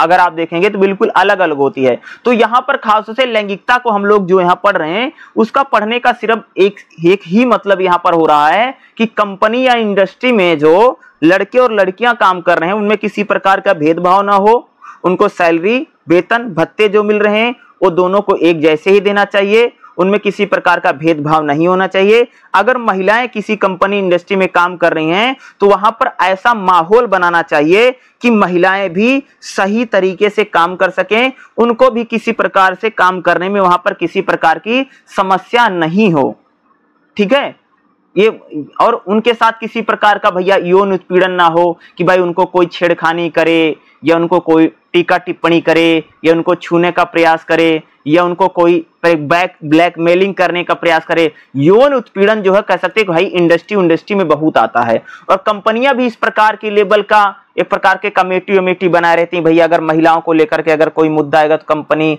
इंडस्ट्री उस पर बड़ा ही कह सकते बड़ा सख्त तरीके से काम करती हैं। तो हर कंपनी हर इंडस्ट्री को यौन उत्पीड़न को लेकर के खास तौर से नियम कानून हमेशा बनाते हैं कि भाई कंपनी और इंडस्ट्री में देखोगे तो भाई जो पुरुष हैं महिलाओं को भाई किसी प्रकार से उनके साथ छेड़खानी ना करें, गंदे चुटकुले ना सुनाएं, यौन टिप्पणी मतलब यानी उनके शरीर को लेकर के किसी प्रकार की टिप्पणी ना करें, इसी को कहा जाता है भैया यौन उत्पीड़न, ठीक है, यौन उत्पीड़न ना हो। तो इस प्रकार से कंपनी या इंडस्ट्री में माहौल होना चाहिए ताकि किसी प्रकार का महिलाओं के साथ भेदभाव ना हो, क्योंकि उस इंडस्ट्री में महिलाएं भी भैया क्या करती हैं, काम करती हैं, ठीक है। तो उनके लिए भी ऐसा माहौल होना चाहिए कि ताकि उनके लिए नियम कानून हो, ताकि वह भी शांति के साथ उस कंपनी या इंडस्ट्री में अपना वो भी रोजी रोटी कमा सकें। तो महिलाओं के लिए इंडस्ट्री या कंपनी को चाहिए एक बेहतर माहौल उनको बनाना चाहिए, ठीक है। तो तीसरा चैप्टर भी हमारा लिए भाई क्या था, काफी इंपॉर्टेंट था, और तीसरे चैप्टर से भी मैं कह सकता हूँ कि काफी कुछ क्वेश्चन आपको एग्जाम में जरूर देखने को मिलेगा ही मिलेगा। चलिए अगला चैप्टर देखते हैं। देखिएगा अगला जो हमारा चैप्टर रहेगा, चैप्टर नंबर 4 क्या रहेगा, समसामयिक मुद्दे और चुनौतियां, जिसमें से खास तौर से हमारे लिए जो इंपॉर्टेंट रहेगा कॉर्पोरेट सामाजिक दायित्व CSR, ठीक है। देखो भाई कॉर्पोरेट सामाजिक दायित्व को अगर मैं सिंपल सी बात करूं, देखो भाई कॉर्पोरेट अगर आप देखोगे कि जो कंपनी होती है, जो इंडस्ट्री होती है, वह भैया इसी धरती पर और समाज में लगती है, ठीक है। देखो अगर आप किसी भी कंपनी की बात करोगे, हर कंपनी किसी गांव में, किसी कस्बे में या किसी इलाके में तो लगी हुई है, ठीक है। और हर कंपनी अगर आप देखोगे वो प्रदूषण भी करती है, वो धुआं भी देती है, उसमें केमिकल भी बहुत सारा निकलता है, और हर कंपनी कह सकते हैं जो वही प्रोडक्ट बनाती है वो समाज में उसको बेचती है और बेच करके उससे लाभ कमाती है। तो भैया हर कंपनी का समाज के प्रति भी कोई ना कोई जिम्मेदारी होती है। जैसे अगर हम बात करें कोई भी कंपनी हो, कोई भी इंडस्ट्री हो या कोई भी संगठन हो, ठीक है, उसका समाज के प्रति भी कोई ना कोई जिम्मेदारी है, ठीक है। क्योंकि भाई कंपनी तो समाज में लगी है ना, किसी गली में, किसी मोहल्ले में, किसी गांव में, किसी देश में, किसी के खेत में, किसी के खलियान में, किसी जिले में, कहीं ना कहीं तो आपने भैया जो कंपनी लगा रखी हो इसी समाज में लगा रखी ना। और आप कंपनी में प्रोडक्ट बना करके, उत्पाद बना करके इसी यहीं पर आप लाभ कमाते, पैसा भी यही प्रोडक्ट आप बेच रहे हैं, तो भाई आपकी भी तो समाज के प्रति एक जिम्मेदारी बनती है कि इंडस्ट्रियों की कोई जिम्मेदारी नहीं। तो भाई कंपनियों की जो समाज के प्रति जो जिम्मेदारी है उसी को हम लोग कहते हैं कॉर्पोरेट सामाजिक दायित्व। इसीलिए आप लोगों ने देखा होगा भैया कोई भी कंपनी हो, जो कंपनी बहुत ज्यादा फायदा कमाती हैं उनका कह सकते हैं 2%, यानी जितना उनको फायदा होता है, यानी जो उनका जितना उनका एक प्रॉफिट है, प्रॉफिट का 2% जो होता है समाज की भलाई के लिए उनको खर्च करना होता है। जैसे अगर आप देखा होगा कि बहुत सारी कंपनी है, जैसे रिलायंस है, कह सकते हो कि अगर रिलायंस है, मारुति है या होंडा है, या अब हमारे देश में और पतंजलि है, और भी बहुत सारी कंपनियां हैं जो ज्यादा से ज्यादा प्रॉफिट खूब कमा रही हैं। तो सरकार ने नियम बना रखा कि हर कंपनी को जो प्रॉफिट होता है, यानी जो लाभ होता है, उस लाभ का कम से कम 2% क्या करना है, समाज में खर्चा करना है। तो कंपनियां क्या करती हैं, जैसे कोई कंपनी भैया स्कूल खुलवा देगी, कोई कंपनी पानी पानी पीने का प्याऊ लगवा देगी। बहुत सारी कंपनियां होती जैसे सड़क बनवा देंगी, रोड बनवा देंगी, हॉस्पिटल बनवा देंगी, लोगों को खाना खिला देंगी। तो इस प्रकार से समाज में जो गरीब लोग हैं, जो असहाय लोग हैं, जैसे मान लो कि कंपनी कहीं लगी है तो उस कंपनी आसपास के गांव में कह सकते, जैसे अगर आप देखोगे, क्योंकि हमारे आसपास के में यहाँ मारुति लगी है जहां मैं रहता हूं, तो मारुति क्या करती कि आसपास के जो गांव हैं वहां पर सड़क बनवाने का काम मारुति करती है, या अगर आप देखोगे वहां पर पानी पहुंचाने का काम मारुति करती है, या वहां कह सकते हो एक प्रकार से आसपास को जो युवा हैं उनको नौकरी देने का भी खास तौर से मारुति ने कर रखा है कि हम आपको रोजगार भी देंगे खास तौर से। तो कहने का मतलब है यही है कॉर्पोरेटिव सामाजिक दायित्व, क्योंकि जो इंडस्ट्रियां हैं, जो कंपनियां हैं, वो भैया समाज में लगी हुई, तो समाज के प्रति भी तो उनकी कोई ना कोई जिम्मेदारी है। ऐसा नहीं है कि समाज के प्रति उनकी कोई जिम्मेदारी नहीं और सारी उनकी जिम्मेदारियां खत्म हो गई हैं, वो बिल्कुल टेंशन फ्री हो गए, उनको किसी प्रकार की चिंता नहीं, उनको कोई देखने वाली जरूरत नहीं समाज में क्या रहा है और हमारी सोसाइटी में क्या हो रहा है। तो समाज के प्रति भी जो उनकी जिम्मेदारी है उसी को हम लोग क्या कहते हैं, कॉर्पोरेटिव सामाजिक दायित्व कहा जाता है। कि भाई वह भी समाज में जो गरीब लोग हैं, जो असहाय लोग हैं, जो बेरोजगार हैं, जो बूढ़े व्यक्ति है, जो दलित हैं, जो आदिवासी हैं, या जिनके पास पैसा नहीं है, जिनको जरूरत है, उनकी वो भी जाकर के समाज में बेहतरी के लिए, सामाजिक भलाई के लिए भी उनको भी कुछ पैसा खर्च करना जरूरी है, क्योंकि वह भी इसी समाज में उन्होंने इंडस्ट्री लगाई। अरे भाई तुमने ये कंपनी लगाई, धुआं सारा इस देश में जा रहा है, ठीक है, तुमने कंपनी लगाई, सारा केमिकल नदियों में तुम फेंक रहे हो, कंपनी जो है लाभ कहां से कमा रही है, इन्हीं समाज के लोग तो उसका प्रोडक्ट खरीद रहे हैं। तो भैया आपकी भी समाज के प्रति कोई जिम्मेदारी है, आप भी समाज में शिक्षा के क्षेत्र में, स्वास्थ्य के क्षेत्र में, सड़कें बनवाने में, रोड बनवाने में, गरीबों को भोजन करवाने में, ठीक है, या बच्चों को फ्री पढ़ाई में, इस प्रकार की हर कंपनी मदद करती है। जैसे रिलायंस है, रिलायंस बच्चों की फ्री एजुकेशन में काफी काम कर रही है। तो क्या है भैया, उसकी समाज के प्रति जिम्मेदारी है। अरे भाई रिलायंस जो है वो मुकेश अंबानी अपना सामान इसी देश में बेच करके पैसा कमा रहे हैं, धन कमा रहे हैं। तो इस देश के प्रति, खास तौर से इस समाज के प्रति उनकी भी तो जिम्मेदारी है, रिलायंस की भी तो जिम्मेदारी है। तो ये सभी कंपनियां करती हैं। इसी को हम लोग बोलते हैं जी कॉर्पोरेट सामाजिक दायित्व, इसी को शॉर्ट फॉर्म में कहा जाता है CSR, ठीक है, कॉर्पोरेट सोशल रिस्पॉन्सिबिलिटी। यानी भैया कॉर्पोरेट जो, यानी जो कह सकते हैं जो कंपनी, जो इंडस्ट्री वाले लोग हैं, इनका भी सोशल यानी सामाजिक जिम्मेदारी इनका भी है। ये भी समाज में कुछ बेहतर करें, ये भी समाज में भैया समाज की तरक्की हो, समाज आगे बढ़े, इनकी भी क्या है जिम्मेदारी होगी ना भैया। ऐसा थोड़ी कि आपकी कोई जिम्मेदारी नहीं रहेगी। समाज के मानव वर्ग के प्रति भैया इनका दायित्व है। समाज में जो हम लोग जो लोग हैं, जैसे ये लोग क्या करेंगे, ये लोग जैसे स्कूल है, कॉलेज है, अस्पताल है, धार्मिक संगठन है, इनका संचालन करते हैं और इनको पैसा देते हैं। बाह्य वातावरण के प्रति इनका दायित्व है। भाई समाज में एक अच्छा माहौल बना रहे, भैया हर कंपनी चाहती है कि समाज में अगर अच्छा माहौल रहेगा तो उसका प्रोडक्ट बिकेगा। तो कंपनियों की भी जिम्मेदारी कि समाज में बेहतर माहौल मिले। दूसरा, गैर लाभकारी संगठनों के प्रति इनकी जिम्मेदारी है। जो गैर लाभकारी ऐसे संगठन जो लोगों की मदद करते हैं, जो एनजीओ हैं, अगर आप देखो बहुत सारी कंपनियां एनजीओ बना करके लोगों को तमाम तरह के लाभ या सुविधाएं प्रदान कर रही हैं, ठीक है, ये ऐसे भी करते हैं। व्यवसायिक वातावरण के प्रति इनका दायित्व है। भैया अगर कंपनी अगर समाज में बेहतरी के लिए अगर कोई काम करेंगी, इससे समाज हमारा बेहतर होगा और एक कंपनियों के लिए एक अच्छा माहौल बनेगा। ये भी अपने किसी सामान को, प्रोडक्ट को अच्छी तरीके से बेच पाएगी ना, और समाज की बेहतरी के लिए कह सकते हैं इनकी भी एक खास तौर से जरूरत है। कॉर्पोरेटिव सामाजिक दायित्व का महत्व क्या है? अरे भाई महत्व है कि अगर कॉर्पोरेट वाले अगर समाज में शिक्षा के क्षेत्र में, स्वास्थ्य के क्षेत्र में अगर ये मदद करेंगे, हेल्प करेंगे, तो हमारा जो देश है उसमें अच्छी एजुकेशन मिलेगी, अच्छा स्वास्थ्य मिलेगा, अच्छी सड़कें मिलेंगी। क्या होगा भाई 2% अगर कंपनी जो अपना प्रॉफिट का अगर 2% अगर खर्चा करेंगी, इससे समाज में बहुत सारे काम होंगे। समाज में लोगों को नौकरी मिलेगी, रोजगार मिलेगा, अच्छा स्वास्थ्य मिलेगा, अच्छा पानी पीने का मिलेगा। तो क्या भाई इसका तो महत्व है ना।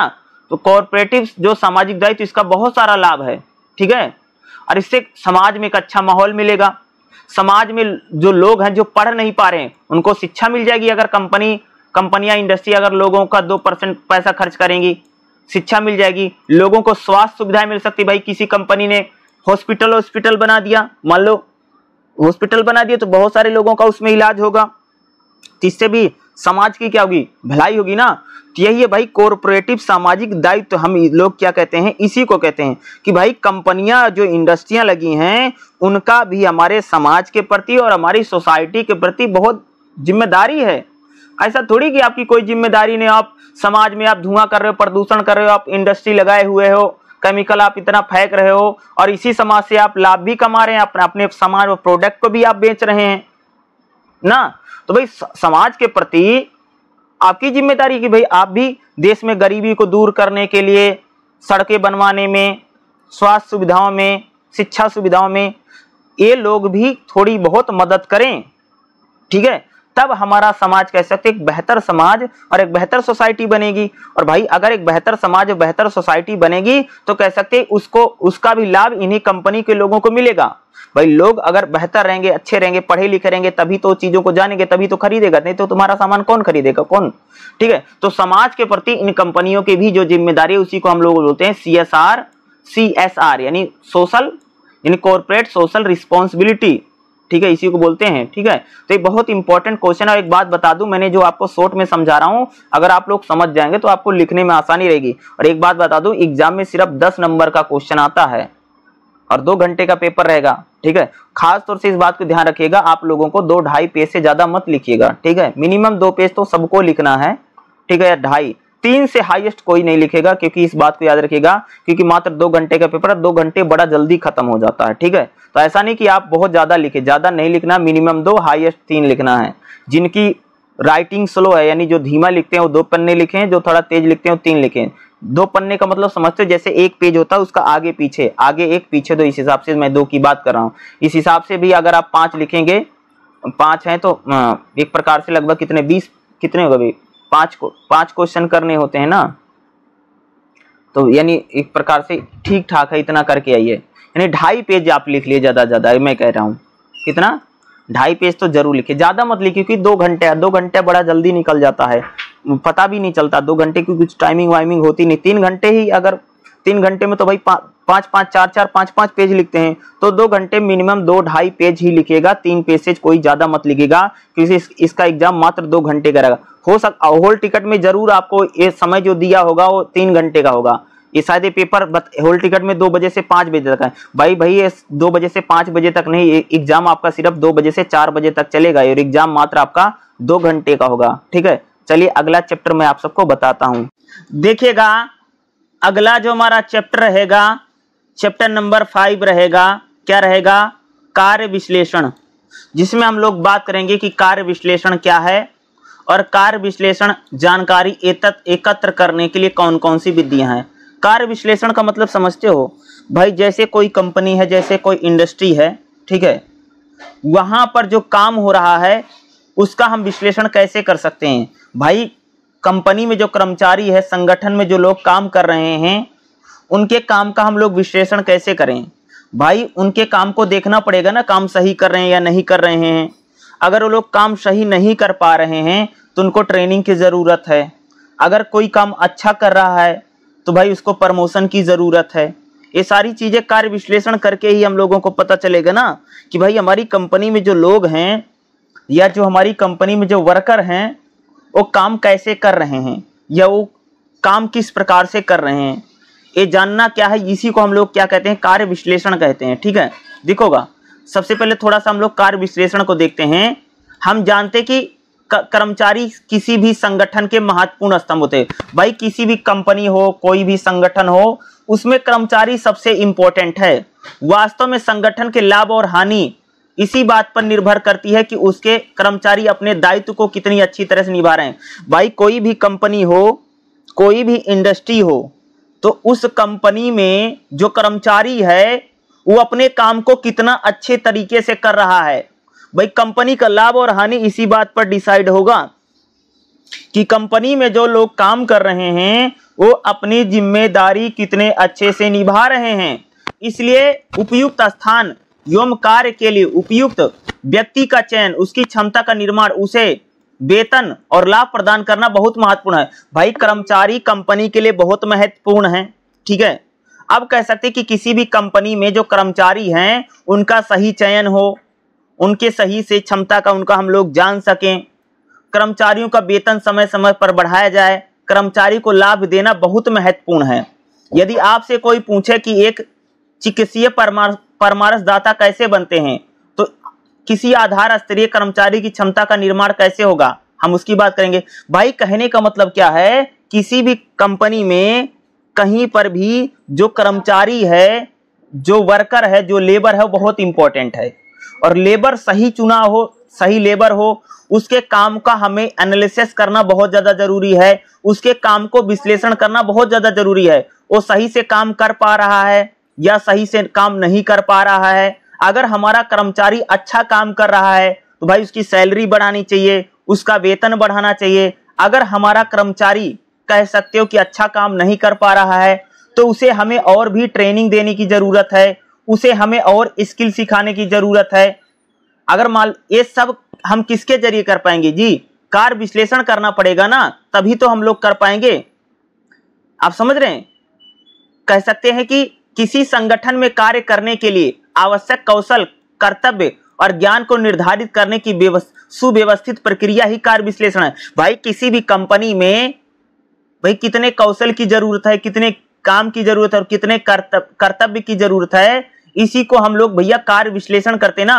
भाई किसी भी कंपनी में किस प्रकार के आदमी चाहिए, किस प्रकार के वर्कर चाहिए, कितने पढ़े लिखे चाहिए, इसी को तो हम कार्य विश्लेषण कहते हैं। कार्य विश्लेषण की परिभाषा किसी कार्य को अनेक छोटी छोटी इकाइयों बांटकर जहां एक से अधिक लिखित उत्पादक सह समझने में उदित होते हैं, इसी को हम कार्य विश्लेषण कहते हैं। भाई कार्य विश्लेषण आप ऐसे भी कह सकते हैं, किसी संगठन में कितने कर्मचारियों की जरूरत है, उनकी कितनी सैलरी होगी, कितना वेतन होगा, उनकी क्या क्या स्किल होनी चाहिए, इसको भी हम लोग क्या कहते हैं, कार्य विश्लेषण कह सकते हैं। भाई उन्हें किस प्रकार का कार्य विश्लेषण की व्याख्या इस प्रकार से कह सकते हैं कि इस प्रक्रिया के द्वारा आप विभिन्न पदों के कर्तव्यों और उनके लिए काम पर रखे जाने वाले व्यक्तियों के अभिलक्षण निर्धारित। भाई कार्य विश्लेषण के जरिए हम डिसाइड कर सकते हैं ना, भाई किस पद के लिए कितना व्यक्ति की योग्यता होनी चाहिए, कितना उसका पढ़ा लिखा होना चाहिए, किसमें उसमें कितनी स्किल होनी चाहिए। इन सब चीजों को हम कैसे जान सकते हैं, कार्य विश्लेषण करके जाना जा सकता है।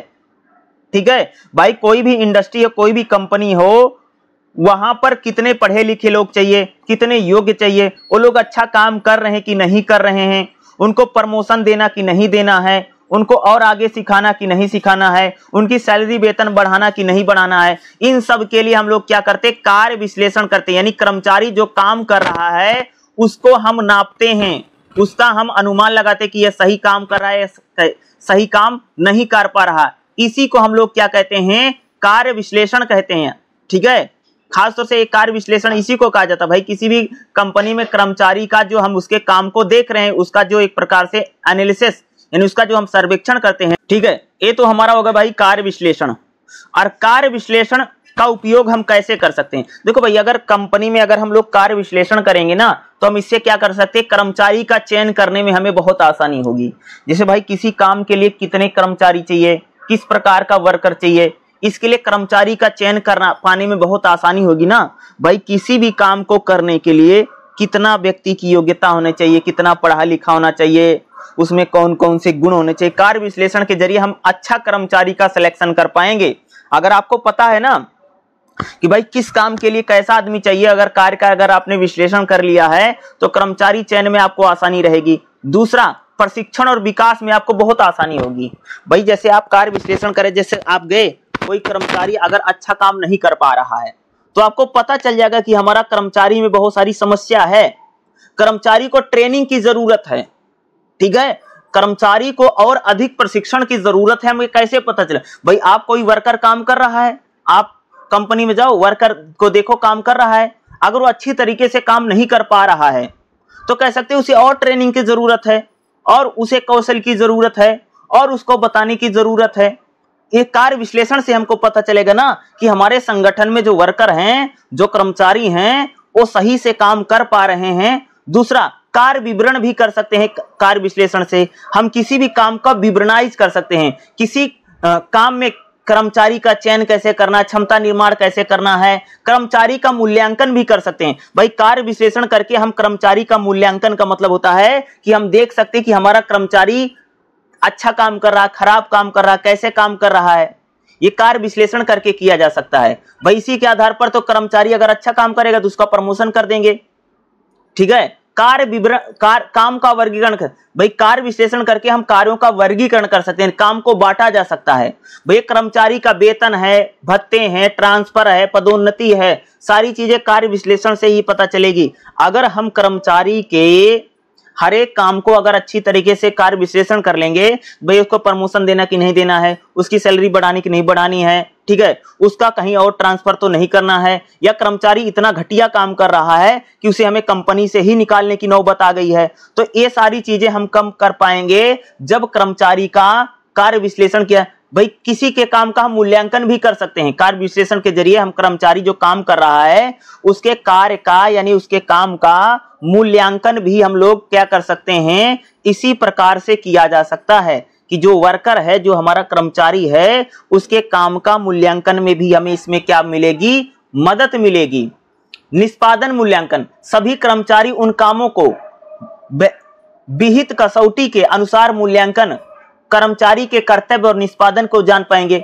यानी कह सकते ये सारी चीजें हम किस प्रकार से कर पाएंगे, अगर हम काम का कार्य विश्लेषण करेंगे। कार्य विश्लेषण का मतलब आप लोग ऐसे समझ सकते हैं कि भाई कंपनी में जो वर्कर हैं या जो हमारे कर्मचारी हैं, हम उनके काम को एनालिसिस करना हमारे लिए क्या है, बहुत ज्यादा जरूरी है कि जो वर्कर हैं, जो कर्मचारी हैं, उनके काम को जांच करना बहुत ज्यादा जरूरी है।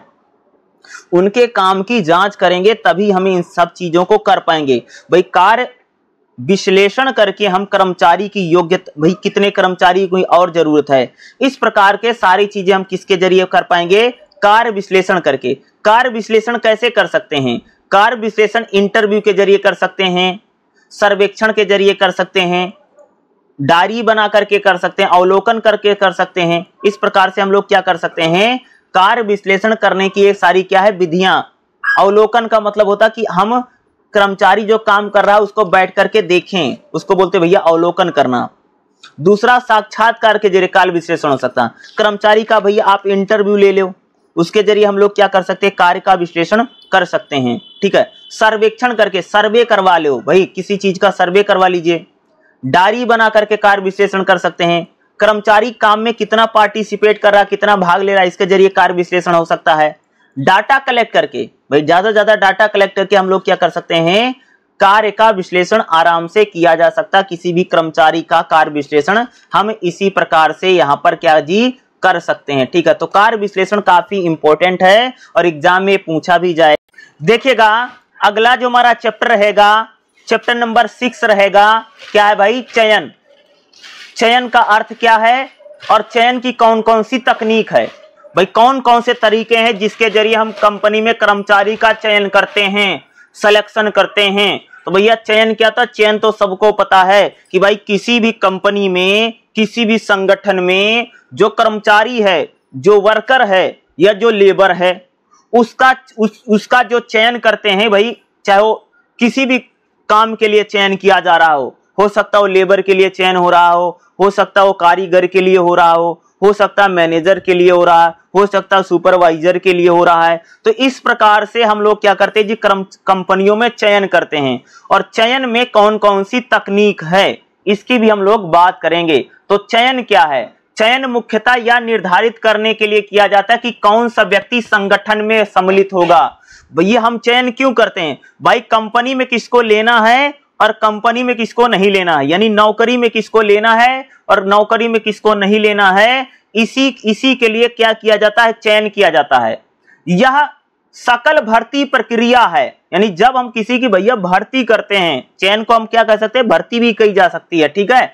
संगठन में उपलब्ध कार्यों के लिए आवेदकों की सूची के जरिए अभ्यर्थियों की नामावली तैयार की जाए। आप सबको पता होगा भाई कि भाई कंपनी में सबसे पहले क्या होता है कि भैया आवेदन मंगवाए जाते हैं, जैसे फार्म भर लोग आवेदन करेंगे, ठीक है, यानी फॉर्म भरेंगे और फिर जितने लोग फॉर्म भरेंगे उनका नाम तैयार किया जाएगा। इससे पहले भर्ती आती है जिसमें रिक्त स्थानों के लिए सूची, भाई कितने पद खाली हैं, सबसे पहले कंपनी क्या करती है, भैया कितने पद खाली हैं। जैसे मान लो पता चला 50 पद खाली हैं तो लिख देगा कि फलाने पद के लिए 50 लोगों की आवश्यकता है, जरूरत है, और फलाने फलाने इतना इतना करे, पढ़े लिखा आदमी नौकरी के लिए आवेदन करे, सब लोग आवेदन कर देंगे। और भाई जितने लोग आवेदन करेंगे उसमें से क्या करेंगे, उसमें से सबकी सूची बना लेगा और फिर भैया सबको चयन के लिए बुलाएगा, कौन सा आदमी योग्य है और कौन सा आदमी योग्य नहीं है, और योग्यता के आधार पर चयन किया जाता है। चयन, अच्छे चयन निर्माण प्रक्रिया को मानव संसाधन के लिए बहुत जरूरी है भाई। कंपनी में सही व्यक्ति का चयन होना जो है बहुत अधिक आवश्यक है। ऐसा ना कोई गलत व्यक्ति सेलेक्ट हो जाए जो कंपनी के लिए घातक हो। कुछ लोग तो इन्हें सारी निर्णय प्रक्रिया का आयाम कहते हैं।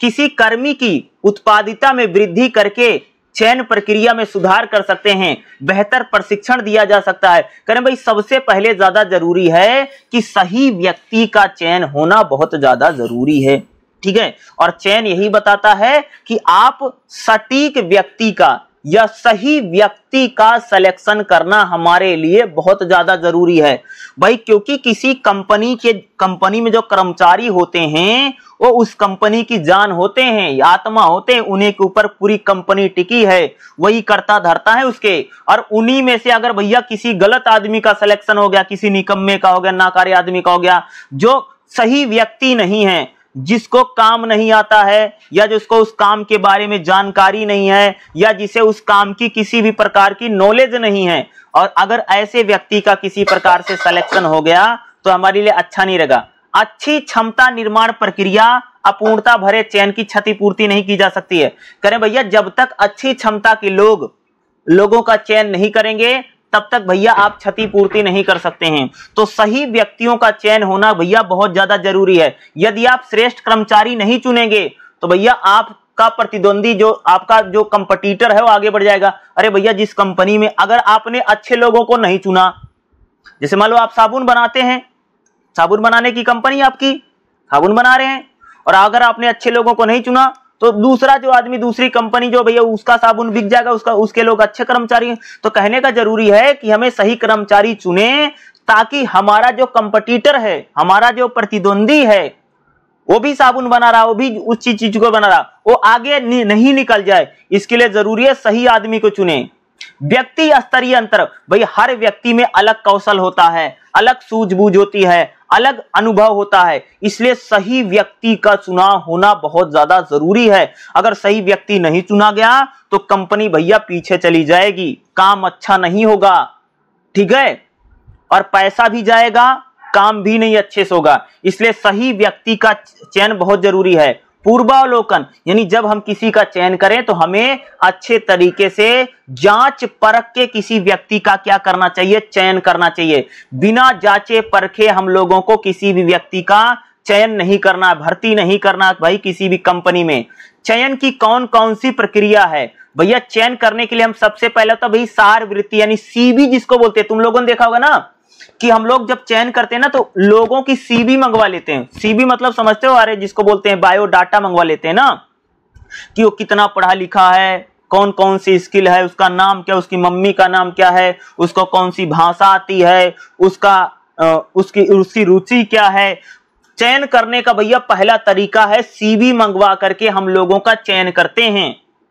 सीवी होती है ना, या बायोडाटा मंगवा लेते हैं, उसके जरिए हम उसकी योग्यता, अनुभव और सारी चीजों को जान लेते हैं। उसी प्रकार से सीवी के अनुसार हम उसको सीवी देख करके हम लोगों को बुलाते हैं और सीवी के जरिए पहला चयन किया जाता है। भाई जो बायोडाटा है या जो सीवी है उसके जरिए ज्यादातर चयन किए जाते हैं अगर हम लोग बात करें आजकल। दूसरा होता भैया इंटरव्यू के जरिए चयन होता है। आजकल अगर आप देखोगे साक्षात्कार यानी इंटरव्यू, जिसमें आमने सामने बैठा करके सवाल पूछे जाते हैं। भाई जैसे आपको कंपनी में, जैसे आपने भर्ती निकाल दी, भर्ती में भाई इतने बजे आना, इतने लोग आना है, बहुत सारा आदमी आ जाएगा, फिर आप लोग एक एक आदमी को बुला करके या ग्रुप में भी कई बार बुलाते हैं, तो इंटरव्यू लेकर के भी हम लोग क्या कर सकते हैं, चयन कर सकते हैं, भैया भर्ती ली जा सकती है। चयन की प्रक्रिया में साक्षात्कार बड़ा इंपॉर्टेंट है क्योंकि वहां पर आमने सामने बैठा करके क्वेश्चन आंसर पूछे जाते हैं ना भाई। और इंटरव्यू में क्या होता है, साक्षात्कार मतलब इंटरव्यू, तो इंटरव्यू में क्या होता है, आमने सामने बैठा करके सवाल पूछे जाते हैं, क्वेश्चन आंसरिंग होती है। और क्वेश्चन आंसरिंग के आधार पर हम लोग क्या करते हैं, किसी भी कर्मचारी का चयन करते हैं। चयन एक होता है संचरित साक्षात्कार। संचरित साक्षात्कार में तैयारी के लिए अधिक समय की जरूरत नहीं है, क्योंकि यह विषयक प्रश्न होते हैं, पहले से तैयार करने पड़ते हैं। जिस कौशल योग्य, देखो कोई इंटरव्यू ऐसा होता ना, किसी खास तौर से इंटरव्यू होगा भैया कि उसी विषय पर सवाल पूछे जाएंगे, तो हमें उस विषय से संबंधित सवाल पढ़ के जाने पड़ेंगे। जैसे मान लो आप गणित टीचर के लिए जा रहे हैं, या आप डॉक्टर, किसी दांतों के डॉक्टर का इंटरव्यू देने जा रहे हैं, आप किसी इंजीनियर, मैकेनिकल इंजीनियर का देने जा रहे हैं, तो इस संचरित साक्षात्कार का मतलब होता है कि सिर्फ किसी फील्ड से रिलेटेड सवाल पूछे जाएंगे। अगला होता असंचरित साक्षात्कार। असंचरित जो साक्षात्कार होता है, उसमें अगर मैं बात करूं तो उसमें हम लोग क्या करते हैं कि उसमें जो सवाल पूछे जाते हैं भाई कहीं से भी पूछे जा सकते हैं। मल्टी टैलेंट, जैसे IAS वाईएएस का इंटरव्यू होता है तो उसमें असंचरित भाई कहीं से सवाल पूछ लेगा, पता नहीं। एक होता भैया टेलीफोन पर साक्षात्कार। आजकल तो सारी बात फोन पर ही होती है। आजकल सबसे ज्यादा जो इंटरव्यू फेमस हो रहे हैं एकल टेलीफोन पर बहुत होता, बातचीत के जरिए। एक होता एकल साक्षात्कार, जिसमें एक आदमी को बुला करके इंटरव्यू लिया जाता है, उसको हम बोलते हैं एकल। और दूसरा था सामूहिक साक्षात्कार। भैया देखोगे कंपनी का 4-5 आदमी बैठा होगा और हर बीच में से कोई सवाल पूछेगा, तो इसको बोलते हैं समूह या पैनल साक्षात्कार। आप लोगों ने IAS और जो IAS वाईएएस की जो तैयारी करते हैं उसमें आप लोगों ने देखा होगा कि 5-6 आदमी बैठा रहता है इंटरव्यू लेने वाला, और एक आदमी को बुलाते हैं, 5-6 आदमी अलग अलग पूछेंगे, फिर एक पूछेगा, फिर बीच वाला पूछेगा, फिर साइड वाला पूछेगा। आज इसको बोलते समूह या पैनल इंटरव्यू, यानी इंटरव्यू लेने वाले जो लोग हैं ना वो 4-5 लोग होंगे, ठीक है, ऐसा होता। एक होता आभासी साक्षात्कार। आभासी साक्षात्कार का मतलब वीडियो कॉलिंग का जो इंटरव्यू होता, जिसको टैब ऐप पर होता है, इसको आभासी साक्षात्कार कहते हैं। यानी जैसे वीडियो कॉल पर जो इंटरव्यू लिया जाता है ना, उसी को आभासी इंटरव्यू बोलते हैं। ये भी एक प्रकार के चयन का पूरा एक प्रक्रिया है, ठीक है।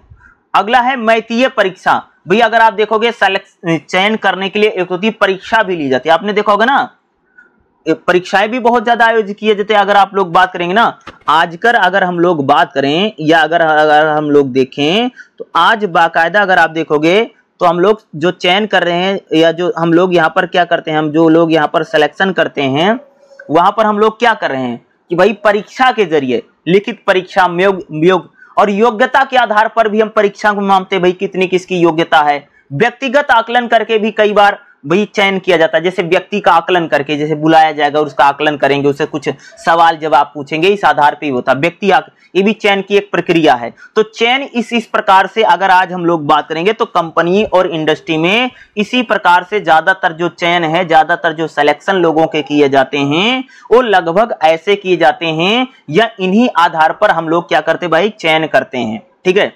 तो चयन काफी इंपॉर्टेंट है और चयन से रिलेटेड आपके एग्जाम में क्वेश्चन जरूर पूछेगा, और जो मैं बता रहा हूं इसको आपको जरूर लिख करके आना है, ठीक है। और 10 नंबर का क्वेश्चन है, 10 नंबर के लिए 2.5 पेज लिखना, इससे ज्यादा मत लिखिए, ज्यादा 3 पन्ने, इससे ज्यादा किसी को नहीं लिखना है।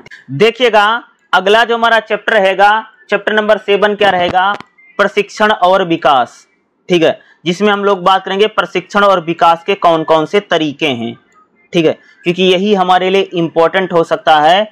प्रशिक्षण और विकास के तरीके बताइए, ये तरीके आपसे एग्जाम में भाई मेरे पूछे जा सकते हैं और यही तरीके ज्यादातर एग्जाम में आते भी हैं। प्रशिक्षण और विकास के खास तौर से इसमें तरीकों के बारे में हम लोगों को यहाँ पर पढ़ना है, क्योंकि यही इंपॉर्टेंट जो पेपर में ज्यादातर पूछा भी आया भी है। देखो प्रशिक्षण और विकास के कौन कौन, प्रशिक्षण का मतलब समझते हो भाई किसी कंपनी में जो कर्मचारी है उसका प्रशिक्षण कैसे किया, उसकी ट्रेनिंग कैसे किए जाए, जिससे कर्मचारी का भाई क्या हो जाएगा, विकास होगा। तो पहला ज्ञानात्मक तरीके। ज्ञानात्मक तरीके का मतलब होता है, क्या होता है कि कर्मचारी को भाई नॉलेज दी जाए, ठीक है, नॉलेज दिया जाए, उसको पढ़ाया जाए, ठीक है, उसको लिखित रूप में, मौखिक रूप में जब हम जानकारी देते हैं तो इसी को बोलते हैं भैया ज्ञानात्मक तरीके, ठीक है। उसको पढ़ा करके, लिखा करके, कोई भाषण दे देगा, कोई स्पीच दे देगा, इसके जरिए हम कर्मचारी का क्या कर सकते हैं जी, प्रशिक्षण दे सकते हैं, यानी ट्रेनिंग दे सकते हैं, और इससे हमारे कर्मचारी का डेवलपमेंट होगा, यानी विकास होगा।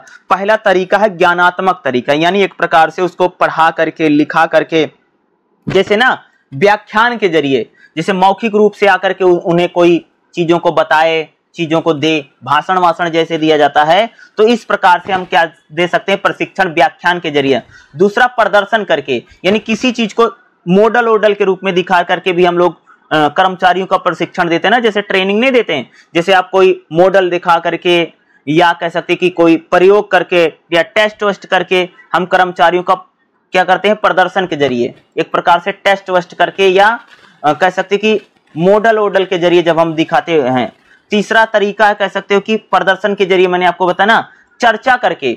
कई बार हम लोग कर्मचारियों से आपस में चर्चा करके, बातचीत करके भी हम क्या करते हैं, कर्मचारियों का भाई एक प्रकार से प्रशिक्षण किया जा सकता है। यह भी प्रशिक्षण का कह सकते हैं कि बहुत ही फेमस और बहुत ही अच्छी तरीका है कि आप चर्चा कर लीजिए, उनसे चर्चा वर्चा करके भी हम लोग कर सकते हैं।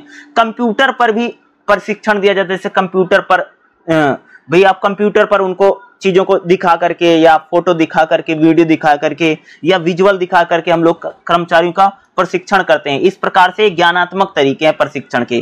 कंप्यूटर प्रोग्राम के जरिए, भाई कंप्यूटर पर कोई प्रोग्राम करके हम उनका प्रशिक्षण कर सकते हैं। क्या है, ज्ञानात्मक तरीके हैं। व्यवहारिक तरीके कैसे प्रशिक्षण दिया जा सकता है, तो व्यवहारिक तरीके में जैसे खेल के जरिए, उनको खेल और अनुकरण के जरिए, यानी जैसे खेल अनुकरण का मतलब जैसे कर्मचारी को प्रशिक्षण कैसे करें, जैसे पहले मैं कोई काम करके दिखाऊं, फिर हम दोनों मिलकर के काम करें, फिर कर्मचारी अकेला काम करेगा। तो ये व्यवहारिक तरीका है कि कर्मचारियों को प्रशिक्षण देने का कि भाई व्यवहारिक प्रतिरूपण क्या है।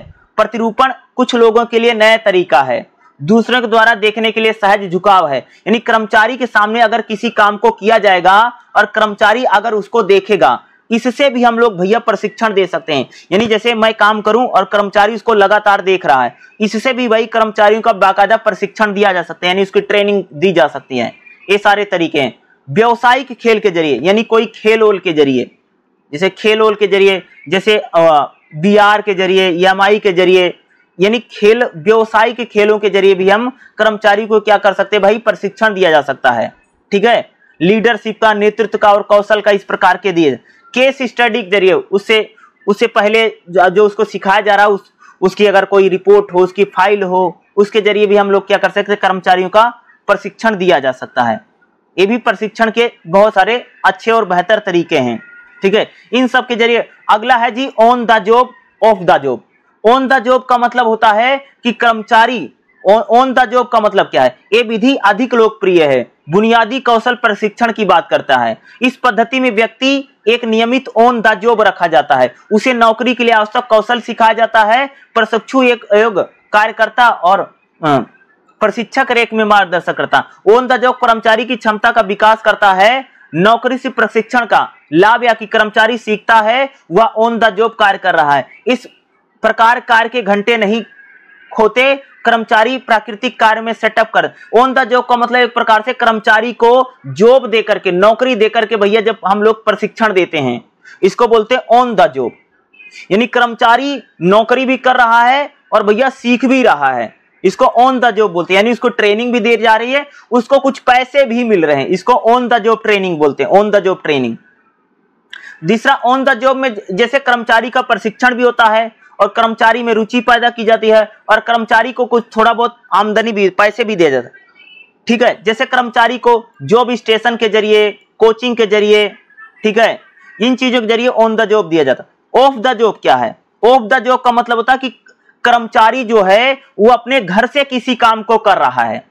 इस पद्धति में प्रशिक्षु को नौकरी से अलग किया जाता है और नौकरी से संबंधित जानकारी को सीखने के लिए बनाया जाता है। यह प्रशिक्षु नौकरी की आवश्यकता से परेशान नहीं होते हैं जैसा कि नौकरी प्रशिक्षण में होता है, और सीखने के लिए ध्यान केंद्रित कर सकते हैं। नौकरी शुरू करने से पहले प्रशिक्षण हो सकता है। ऑफ द जॉब का मतलब भाई नौकरी करने से पहले जो हम लोग ट्रेनिंग लेते हैं उसको ऑफ द जॉब ट्रेनिंग बोला जाता है। ऑफ द जॉब ट्रेनिंग का मतलब है कि आप किसी नौकरी को पाने से पहले जो ट्रेनिंग ले रहे हैं उसको ऑफ द जॉब ट्रेनिंग बोला जाता है। इस प्रकार से भी हम लोग क्या करते हैं, प्रशिक्षण दिया जाता है। ऑफ द जॉब प्रशिक्षण है। कंप्यूटर आधारित प्रशिक्षण आजकल वही खूब हो रहा। कंप्यूटर पर अगर आप देखो कर्मचारी को जैसे वीडियो के जरिए, ऑडियो के जरिए, ग्राफिक्स के जरिए, ठीक है, इस प्रकार से भी बहुत सारा प्रशिक्षण दिया जा रहा है कर्मचारी को ना। जैसे विजुअल के जरिए अगर आप देखोगे तो भाई जैसे खास तौर से अगर आप लोग देखोगे प्रोजेक्टर पर उनको कोई वीडियो दिखा करके, कोई मूवी दिखा करके, कोई फिल्म दिखा करके, इस प्रकार से भी अगर आप देखेंगे आजकल हम कर्मचारियों को क्या करते हैं जी, प्रशिक्षण देते हैं। कंप्यूटर पर भाई खूब प्रशिक्षण दिया जाता है आजकल।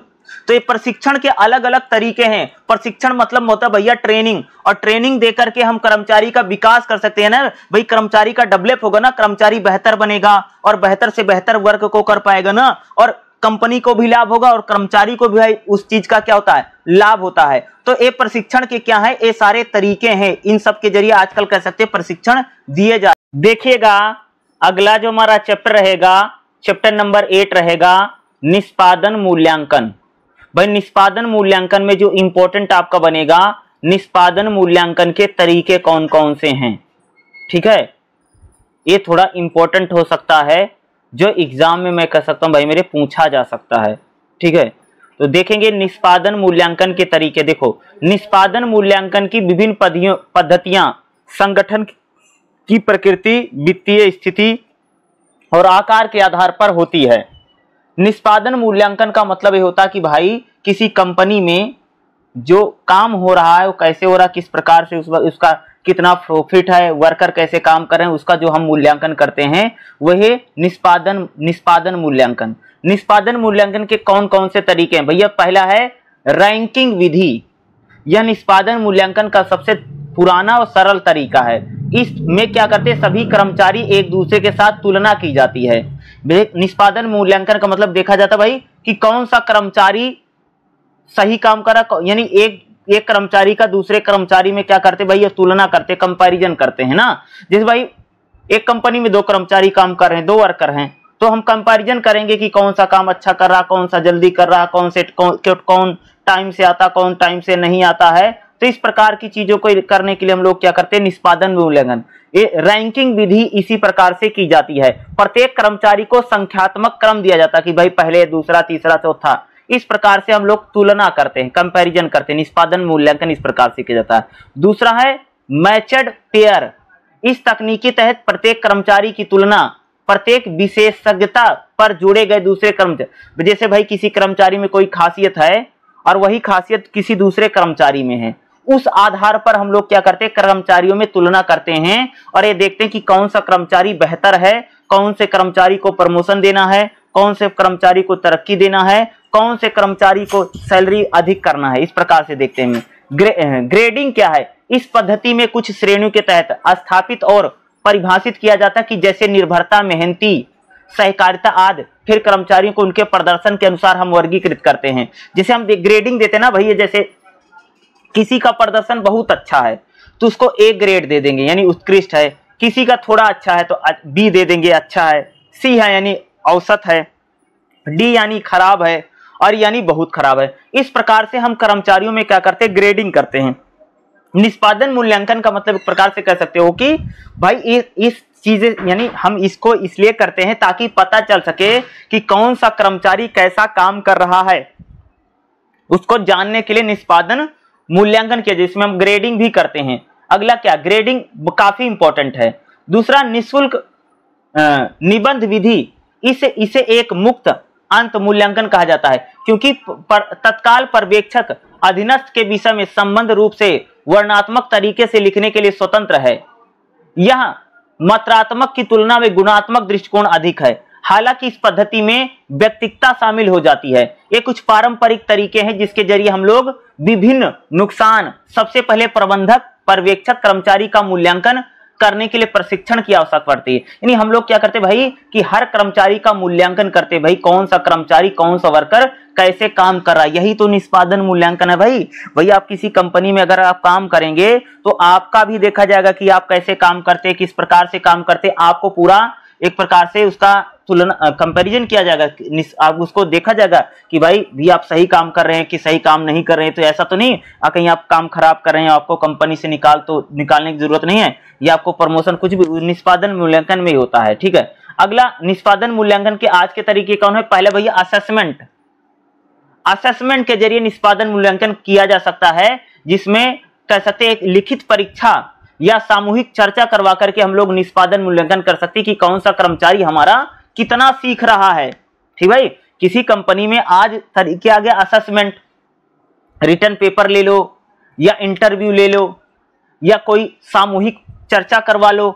इस प्रकार से भी हम लोग क्या कर सकते हैं भाई, निष्पादन मूल्यांकन कर सकते हैं। अगला है 360 डिग्री निष्पादन मूल्यांकन, यानी कृषि कर्मचारी का पूरा मूल्यांकन करना हर प्रकार से, टाइम से आता कि टाइम से नहीं आता है, ठीक है, काम करता कि काम नहीं करता है, डेली वर्क पूरा करता कि पूरा नहीं करता है, बातचीत कैसे है, चाल चलन कैसे है, सारी चीजों को देखा जाता है। इसको बोलते हैं 360 डिग्री निष्पादन, यानी वो हर प्रकार से उसका नेचर कैसा, उसका बिहेवियर कैसा, वो छोटे से कैसे बात करता, बड़ों से कैसे बात करता है, इस प्रकार से हम मूल्यांकन करते हैं भाई 360 डिग्री, यानी किसी कर्मचारी का पूरा का पूरा जीवन जो है उसका हम मूल्यांकन करते हैं। नहीं कि सिर्फ भाई वर्किंग हावर में आप उसका मूल्यांकन करें कि जब वो नौकरी करता है उसी टाइम देखें।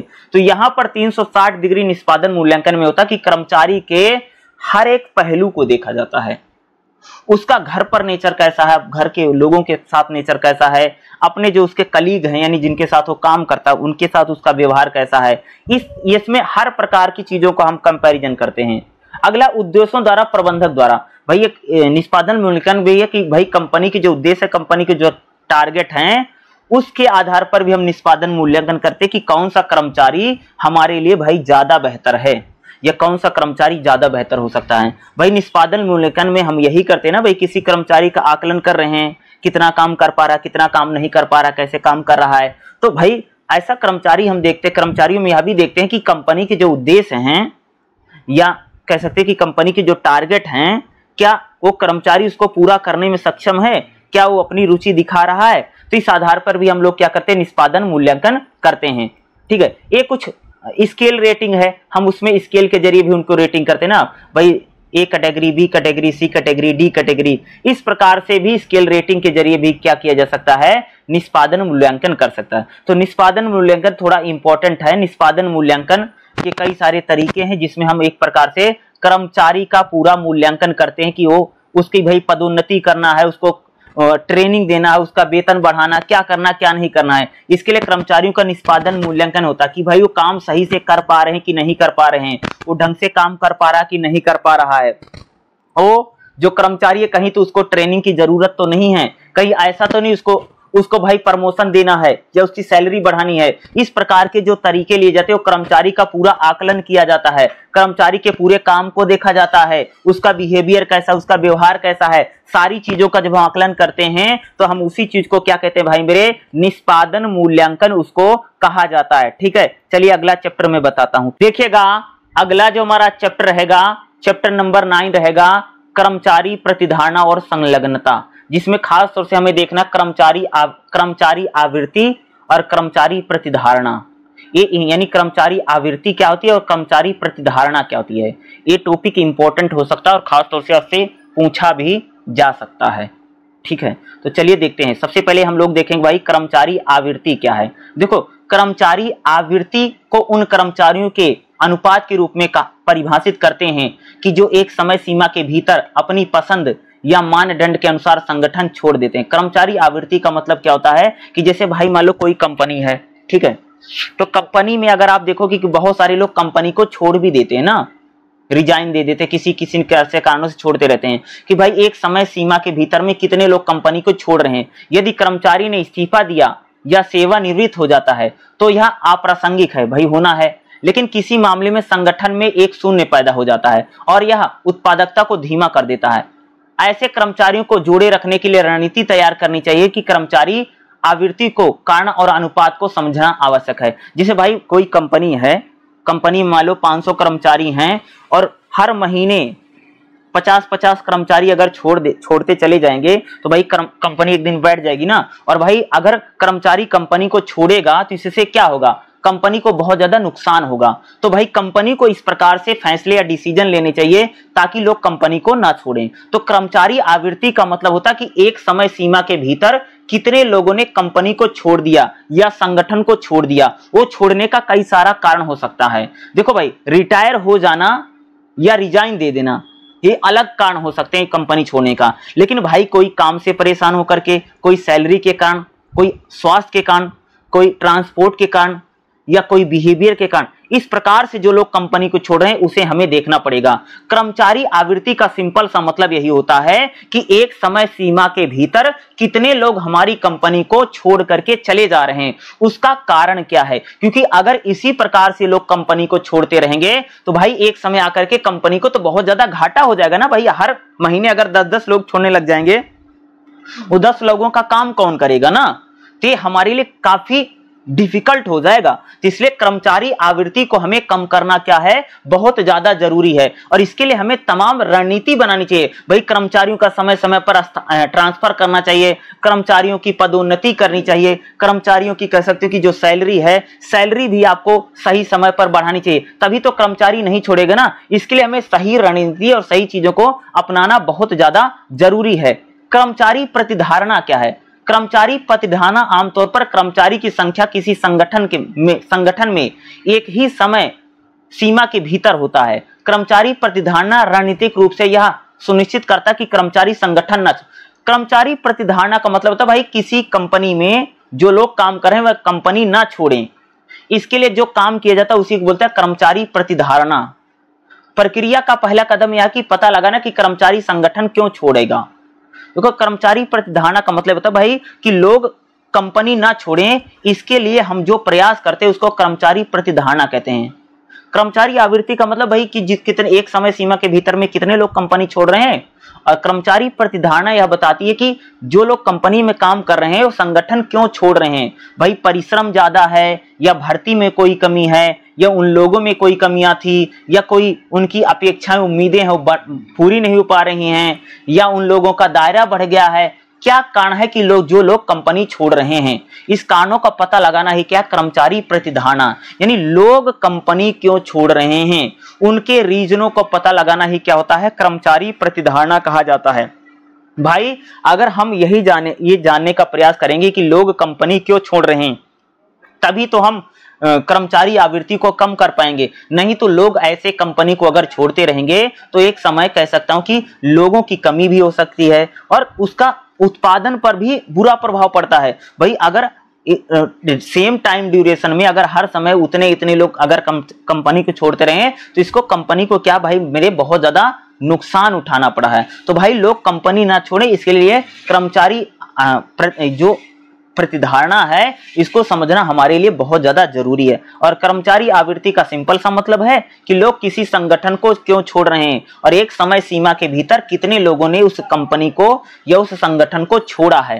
भाई छोड़ने के बहुत सारे कारण हो सकते हैं, ठीक है। तो ऐसे कारणों को जानिए जिनसे लोग कंपनी छोड़ रहे हैं, उन कारणों को ठीक कीजिए ताकि लोग कंपनी या इंडस्ट्री को ना छोड़ें और उस कंपनी को सदा लाभ होता रहे, ऐसा नहीं उसको नुकसान हो। अगर अच्छा कर्मचारी छोड़ करके चला जाएगा उसके जगह पर नया कर्मचारी लाने में बहुत मेहनत लगेगी, इसलिए कर्मचारी ना छोड़ें। इसलिए कर्मचारी प्रतिधारणा जो है उसको ठीक करना चाहिए। और कर्मचारी प्रतिधारणा में हमें यह जानना पड़ेगा कि कर्मचारी कंपनी क्यों छोड़ रहा है। अगर उसको पता चलेगा तो उसको ठीक करेंगे तो लोग कंपनी नहीं छोड़ेंगे, ठीक है। चलिए अगला चैप्टर बताता हूं। देखिएगा अगला जो हमारा चैप्टर रहेगा, चैप्टर नंबर 10वां क्या रहेगा, जीवन वृत्ति प्रबंधन, जिसमें हम लोग बात करेंगे जीवन वृत्ति प्रबंधन और विकास। ये इंपॉर्टेंट हो भाई। जीवन वृत्ति प्रबंधन क्या है, एग्जाम में पूछा जा सकता है। जीवन वृत्ति क्या है। जीवन वृत्ति को एक शब्द में नौकरी या व्यावसायिक स्थिति के रूप में समझ सकते हैं, जिसे कर्मचारी की समय अवधि कहते हैं। जीवन वृत्ति को उस व्यावसायिक स्थिति के रूप में कहते हैं जो एक वर्ष तक धारण करता है। जीवन वृत्ति को अनुभव और गतिविधि का एक समूह के रूप में कह सकते हैं, जिसमें एक व्यक्ति अपने कामकाजी जीवन के दौरान नौकरी की जीवन वृत्ति में लगा रहता है। जीवन वृत्ति का मतलब समझते भैया, एक कर्मचारी जो पूरी नौकरी करता है उसी को भाई मेरे हम लोग कहते हैं जीवन वृत्ति। लाइफ कितना है, ठीक है। जैसे आप लोगों ने देखा होगा कि भाई नौकरी की लाइफ कितना है, कितने समय तक आप उस नौकरी को कर सकते हैं, क्योंकि भाई कंपनी और इंडस्ट्री में काम करना इतना आसान नहीं होता। वहां पर बहुत धुआं होता है, बहुत केमिकल होता है, इस प्रकार की चीजें होती हैं। तो जीवन वृत्ति का मतलब ये होता है कि किसी कर्मचारी की जीवन कितना है। जीवन वृत्ति का मतलब यानी उसके काम करने की क्षमता कितना है।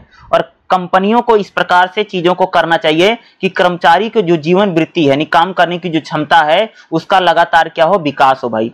जिसे मान लो किसी कंपनी में कर्मचारी के काम करने की जो सीमा है लगभग मान लो कितने साल तक काम कर सकता है, मान लो 30 साल तक कर सकता है कोई भी काम किसी कंपनी में, ठीक है।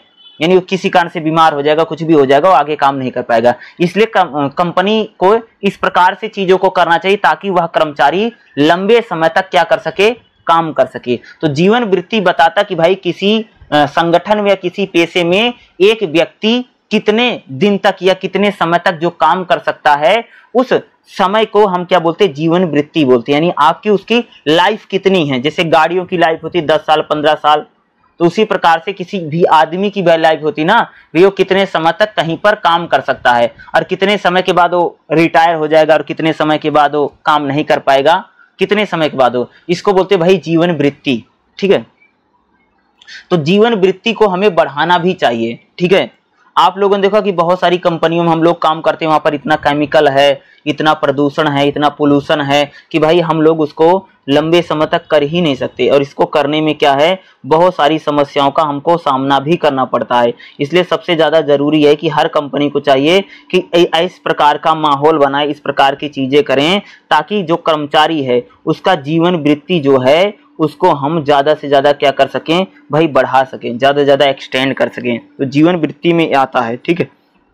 जीवन वृत्ति प्रबंधन क्या है? जीवन वृत्ति प्रबंधन का मतलब होता है कि हम हमारा जो कर्मचारी है, ठीक है, इस प्रकार से मैनेजमेंट करें कि उसका जो जीवन वृत्ति है उसको हम थोड़ा बहुत क्या कर सके, बढ़ा सकें या उसको इंक्रीज कर सकें, ठीक है। इसमें हर कर्मचारी को इस प्रकार की चीजों को करना चाहिए ताकि हम उसको अधिक से अधिक क्या कर सकें, इंक्रीज कर सकें उसका जो जीवन वृत्ति है, ठीक है। इसको इंक्रीज करने की हम लोग यहाँ पर क्या करें, चर्चा करें और बात करें। जीवन वृत्ति को हम कितना बढ़ा सकते हैं, जीवन वृत्ति को हम कितना इंक्रीज कर सकते हैं, इसके लिए समय समय पर जो कंपनियां उनको तमाम तरह के क्या करने चाहिए भाई, मेरे प्रयास करने चाहिए। जीवन वृत्ति का प्रबंधन अच्छी तरीके से करें, यानी आत्मविश्वास लोगों का बढ़ाएं। जीवन वृत्ति प्रबंधन करने के लिए कर्मचारियों को जिम्मेदारी दें, जीवन वृत्ति में साझेदारी करें। जीवन वृत्ति बढ़ाना बहुत जरूरी, ताकि भाई कोई भी कंपनी में जो कर्मचारी हो लंबे समय तक क्या कर सके, काम कर सके, उसका हेल्थ अच्छी रहे, उसका स्वास्थ्य अच्छा रहे, उसको किसी प्रकार की बीमारी ना हो, उसको किसी प्रकार की चीजें ना हो। इसके लिए कर्मचारी का कंपनी का सबसे बड़ा दायित्व है कि जो काम करने की क्षमता हमारे कर्मचारी की है, वो काम करने की क्षमता का लगातार डेवलपमेंट हो। उसके लिए हेल्थ प्रोग्राम ऐसे चलाएं, उसका स्वास्थ्य और सारी चीजें अच्छी रहेंगी भाई, तभी तो हमारा कर्मचारी कह सकते कंपनी में लंबे समय तक काम कर पाएगा। जब उसकी लाइफ और बाकी चीजें अच्छी रहेंगी तभी वह कह सकते कर्मचारी कंपनी में लंबे समय तक वर्क कर पाएगा और लंबे समय तक वह किसी भी काम को कर पाएगा, ठीक है। ओके, चलिए अगला चैप्टर मैं आप सबको बताता हूँ, ठीक है। तो भाई जो मैंने बताया काफी इंपॉर्टेंट है, पेपर में आ सकता है। देखिएगा अगला जो हमारा चैप्टर रहेगा, चैप्टर नंबर 11वां क्या रहेगा, कर्मचारी सुरक्षा और स्वास्थ्य। देखो एक चीज बताऊं भाई, हर कंपनी हो, कोई भी कंपनी हो, कोई भी संगठन हो, तो उसमें लिए सबसे ज्यादा जरूरी है कि भाई कर्मचारी सुरक्षित रहे, भाई उसको उसकी जान ना जाए, उसको किसी प्रकार से उसको चोट ना लगे। भाई सेफ्टी तो सबसे बड़ी है ना, हर कर्मचारी के लिए सुरक्षा तो सर्वप्रथम है और स्वास्थ्य भी उसका बहुत अच्छा होना चाहिए। भाई अगर कर्मचारी हमारा स्वस्थ रहेगा, ठीक है, अगर उसका स्वास्थ्य बढ़िया रहेगा तभी तो कर्मचारी अच्छे से काम करेगा, मन लगा करके काम करेगा, वो डेली आएगा, काम को करेगा, अच्छा काम करेगा ना, तभी तो करेगा ना। यानी कर्मचारी की सुरक्षा और कर्मचारी का जो स्वास्थ्य है वो हर एक कंपनी के लिए, हर एक संगठन के लिए, सबके लिए क्या है, बहुत ज्यादा जरूरी है। इसलिए कंपनियों को चाहिए कि कंपनी जो संगठन है वहां पर दुर्घटना ना हो, भाई किसी प्रकार से कोई एक्सीडेंट ना हो, भाई कहीं पर तेल पड़ा ना हो, कहीं पर धुआं ना हो, कहीं पर कोई जलने की चीज ना हो, फर्श पर अगर कोई चीज पड़ी रहेगी तो कोई गिर सकता है, चोट लग सकती है, आग ना लगे, ठीक है। बिजली के सारे उपकरण सही होने चाहिए, इसकी रोकथाम जरूर करनी चाहिए। भाई कर्मचारी की सुरक्षा तो सर्वप्रथम है। भाई अगर कर्मचारी ही सुरक्षित नहीं रहेगा तो काम कैसे करेगा, इसलिए कर्मचारी की सुरक्षा प्रथम है। और अगर मैं बात करूं, बहुत सारी जो कंपनियां तो बाकायदा उनका स्लोगन है, उनका नारा है कि सेफ्टी फर्स्ट, यानी कह सकते कि फर्स्ट क्या है कि भाई सेफ्टी सर्वप्रथम है, सुरक्षा हमारी क्या है, सबसे इंपॉर्टेंट है। सर्वप्रथम का मतलब यानी हमारी सुरक्षा सबसे ज्यादा इंपॉर्टेंट है, सबसे ज्यादा महत्वपूर्ण है। ये कहा जाता है कि यानी क्या है भाई, सुरक्षा सर्वप्रथम है कि हम लोग अगर सुरक्षित हैं, अगर हम लोग सेफ हैं, यही हमारे लिए सबसे बड़ा है। दूसरा है भाई कर्मचारी का स्वास्थ्य।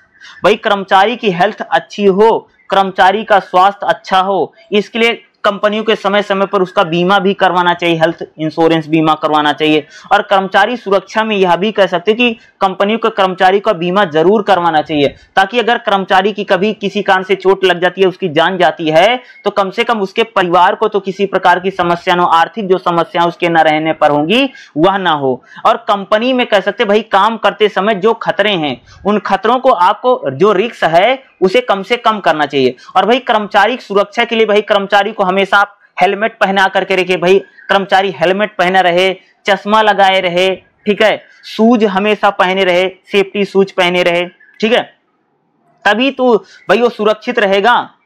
हेलमेट का प्रयोग करें, अगर कहीं लगता कि चोट वोट लग सकती है, ग्लव्स पहने, अगर कोई बिजली का काम कर रहा है, अगर कोई गर्म चीज को उठाना है, तो वहां पर ग्लव्स पहनना क्या है, उसके लिए भाई बहुत ज्यादा जरूरी है ना। भाई सुरक्षा तो सबसे ज्यादा जरूरी है हमारी कर्मचारी के लिए। तो भाई ग्लव्स व्लव्स पहने रहिए, दस्तानी जिसको हम लोग बोलते हैं ना, उसको पहने रखिए। चश्मा भी लगाना चाहिए, ये गोगल भी लगाना चाहिए। चश्मा क्यों लगाना है? क्योंकि आंख में अगर आपके कोई चीज ना घुसे, ये सुरक्षा में रखना चाहिए भैया आपको चश्मा। और बाकायदा अगर सारी चीजें अगर हम लोग लगा करके रखेंगे, तो मैं 100% कह सकता हूं कि भाई कर्मचारी की जो सुरक्षा, कर्मचारी हमारा क्या रहेगा, सुरक्षित रहेगा और उसे किसी प्रकार की समस्या नहीं रहेगी। और स्वास्थ्य के लिए कर्मचारियों की भाई समय समय पर उनकी जांच करवानी चाहिए, उनका हेल्थ चेकअप करवानी चाहिए, उनकी आंखों का टेस्ट करवाना चाहिए, उनका स्वास्थ्य बीमा करवा देना चाहिए, ठीक है। और समय समय पर कर्मचारियों के स्वास्थ्य को लेकर के उनको सजग भी करना चाहिए, उनको जागरूक भी करना चाहिए। भाई अगर कर्मचारी सुरक्षित रहेगा, अगर उसका स्वास्थ्य बढ़िया रहेगा, तो भाई ये कंपनी के लिए भी अच्छा है और कर्मचारी के लिए भी हमारे लिए अच्छा रहेगा। इसलिए कर्मचारी की भाई मेरे सुरक्षा और स्वास्थ्य जो है, ये हमारे लिए क्या है, सबसे ज्यादा महत्वपूर्ण बात है। समझ रहे हो, बहुत इंपॉर्टेंट है भाई। कर्मचारी की जान है तो जहान है ना। अगर कर्मचारी जिंदा है तो भाई काम करेगा, अगर वो जिंदा ही नहीं रहेगा, अगर उसको हमेशा खतरा ही रहेगा, उसका जान पर बनी रहेगी, तो भाई कर्मचारी कैसे काम करेगा? कर्मचारी तो काम ही नहीं कर पाएगा ना। तो इसलिए उसका स्वास्थ्य भी अच्छा है। दुर्घटना को कम करना, जैसे भाई कि अगर लगता है कि कर्मचारी रिस्क में काम कर रहा है, उसको कोई चोट लग सकती है, तो उस दुर्घटना को हमेशा कम करने का हमें प्रयास करना चाहिए। भाई कर्मचारी, जैसे मैंने बोला ना, ग्लव्स पहन ले, चश्मे लगा ले, या कह सकते हेलमेट लगा ले, इनका अगर प्रयोग करेगा तो दुर्घटना भैया कम हो सकती है। और इसके जरिए हम दुर्घटना को क्या कर सकते हैं, कम कर सकते हैं ना। कि भाई सुरक्षा तो सर्वप्रथम है। भाई अगर कर्मचारी हमारा सुरक्षित नहीं रहेगा तो भाई वो काम कैसे करेगा? तो यानी कर्मचारियों की जो सुरक्षाएं हैं वो सर्वप्रथम है और उनका स्वास्थ्य भी सर्वप्रथम है, ठीक है। तो ये काफी इंपॉर्टेंट चैप्टर है, 11वां चैप्टर आएगा। तो जो चीजें मैं आपको बता रहा हूं, इन्हीं को आप पॉइंट बना करके और हेडिंग बना करके अच्छे से एक्सप्लेन कर देना, क्योंकि 10 नंबर का क्वेश्चन है, आराम से एक्सप्लेन कर देना, आपको मार्क्स भी अच्छा मिल जाएगा। देखिएगा अगला जो हमारा चैप्टर रहेगा, ये बिल्कुल आखिरी चैप्टर रहेगा। 12वां चैप्टर क्या रहेगा, कर्मचारी परामर्श एवं भलाई सेवाएं। भाई कर्मचारी परामर्श क्या है, ठीक है, इसको हम देखेंगे, क्योंकि कर्मचारी परामर्श को लेकर के आपको एग्जाम में क्वेश्चन पूछे जा सकते हैं, ठीक है। तो कर्मचारी परामर्श थोड़ा इंपॉर्टेंट। देखो, परामर्श किसी विशेषज्ञ या सहायता चाहने वाले व्यक्ति के लिए वैज्ञानिक और सुव्यवस्थित अंतर के परामर्श का मतलब होता है भाई हम जो लोग सलाह लेते हैं, ठीक, उसको परामर्श बोलते हैं, ठीक है। कर्मचारी जो परामर्श लेता है, उसको जो सहायता की जाती है, जो उसको विशेषज्ञ होते हैं, जो उसको सिखाते हैं, उसको, इसमें दो पक्ष होते हैं, एक विशेषज्ञ, दूसरा जो किसी समस्या का सामना करना। अरे भाई जब हम लोग किसी डॉक्टर को दिखाने जाते हैं तब भी वहां लिखा होगा ना भाई परामर्श करते हैं ना। परामर्श का मतलब क्या होता है? परामर्श में दो चीजें इंपॉर्टेंट है। एक तो भैया स्पेशलिस्ट होता है, विशेषज्ञ व्यक्ति होता है, और एक व्यक्ति है जो उससे परामर्श लेने गए, यानी किसी समस्या को समाधान करने के लिए गया है। उसको परामर्श केवल सलाह देना नहीं है, बल्कि ऐसे सहायक वातावरण का निर्माण करना जिसमें समस्या को सुलझाया जा सके। परामर्श में केवल सहायता नहीं की जाती भाई, सलाह नहीं दी जाती, बल्कि परामर्श में ऐसे वातावरण को बनाने की हम लोग बात करते हैं जिससे किसी भी समस्या से जो व्यक्ति जूझ रहा है उस समस्या का वो सामना कर सके, उस समस्या का समाधान कर सके। परामर्श संवाद भी कह सकते हैं, जिसमें परामर्शकर्ता एक विशेषज्ञ होता है जो किसी गुण दोष विवेचना किए बिना मार्गदर्शन चाहने वाले को सहायता कर। परामर्श मतलब एक प्रकार से भाई जो एडवाइस देने वाला है, और एडवाइस देने वाले क्या करता है कि एक प्रकार से जिसको एडवाइस, जिसको सलाह चाहिए उसकी सहायता करने का भी वो क्या करता है, पूरी तरीके से प्रयास करता है। तो भाई कर्मचारी को भी बहुत सारे परामर्श लेने पड़ते हैं ना, बहुत सारी सलाह लेनी पड़ती है भाई। कर्मचारी को अगर कोई काम करना, अगर कोई चीज करनी है तो भाई उसको भी तो परामर्श लेने पड़ते हैं समय समय पर, टाइम टाइम से।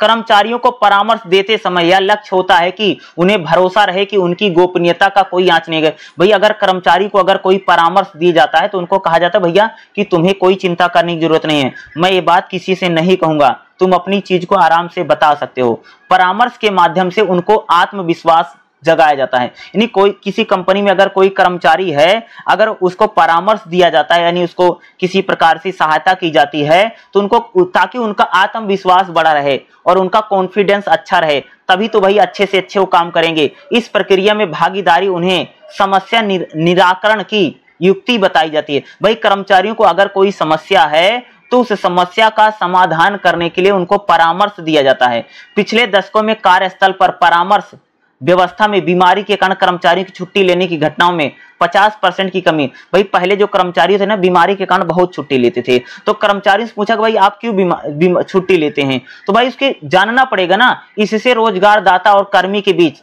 तनाव कम होगा। भाई अगर कर्मचारी अगर अपनी समस्या को बताएगा तभी तो उन समस्याओं का समाधान किया जाएगा ना, नहीं तो भाई जो कंपनी है और जो कर्मचारी है उसमें हमेशा तनाव, लड़ाई झगड़ा, इस प्रकार की चीजें जो है हमेशा चलती रहेगी। भाई कर्मचारी को अगर किसी प्रकार का डिप्रेशन है, अगर उसकी कोई आर्थिक समस्या है, अगर उसकी कोई स्वास्थ्य की समस्या है, तो भाई उसको बताना पड़ेगा ना, तभी तो उसको सही सलाह दी जाएगी, सही एडवाइस दिए जाएंगे। भाई कर्मचारी को शादी करना, कर्मचारी को प्रमोशन चाहिए, कर्मचारी को कहीं ट्रांसफर करना है, तो भाई उसको अपनी समस्याओं को बताना तो पड़ेगा, तभी तो उसको अच्छी सलाह दी जाएगी, तभी तो उसको कोई परामर्श दे पाएगा।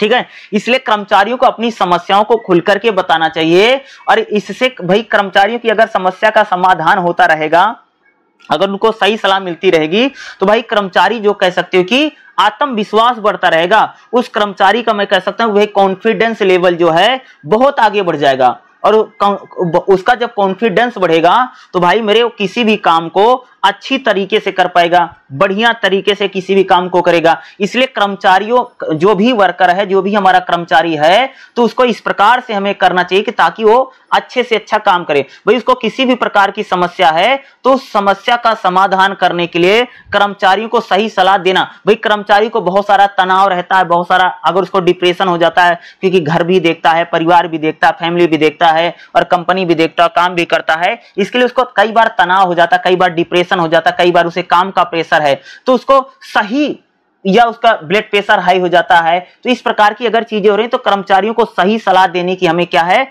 बहुत ज्यादा जरूरत है, ताकि कर्मचारी को जो डिप्रेशन है वो अगर भाई कर्मचारी डिप्रेशन में रहेगा, अगर कर्मचारी को तनाव रहेगा, तो कर्मचारी अच्छा काम नहीं कर पाएगा भाई, हमारा वर्कर जो है। तो इसके लिए कह सकते कि कर्मचारियों को समय समय पर परामर्श देने की बहुत ज्यादा आवश्यकता है, और उनको समय समय पर सही सलाह भी हमें देते रहना चाहिए, ताकि हमारा कर्मचारी हमेशा फ्रेश फील करे, उसका मूड अच्छा बना रहे और उसमें कॉन्फिडेंस बना रहेगा, तभी तो भाई हमारा कर्मचारी अच्छे से अच्छा काम करेगा, तभी तो हमारा जो कर्मचारी है, जो वर्कर है, अच्छा काम करेगा, बढ़िया काम करेगा, और अच्छे काम को क्या है वो करके भी दिखाएगा ना। इसके लिए भाई कर्मचारियों को परामर्श जो है समय समय पर देना चाहिए। जैसे भाई उसको परामर्श दे, भाई नशीले दवाओं का सेवन मत करो, और हमेशा यह भी करना चाहिए कि हमेशा लड़ाई झगड़े से दूर रहो, परिवार में एक खुशनुमा माहौल बनाओ, मानसिक स्वास्थ्य को ठीक करने के लिए कर्मचारियों को हमेशा हमें सलाह देनी चाहिए। कर्मचारियों को कहना चाहिए भाई आप हमेशा टकराव ना करें, लड़ाई झगड़ा से दूर रहें,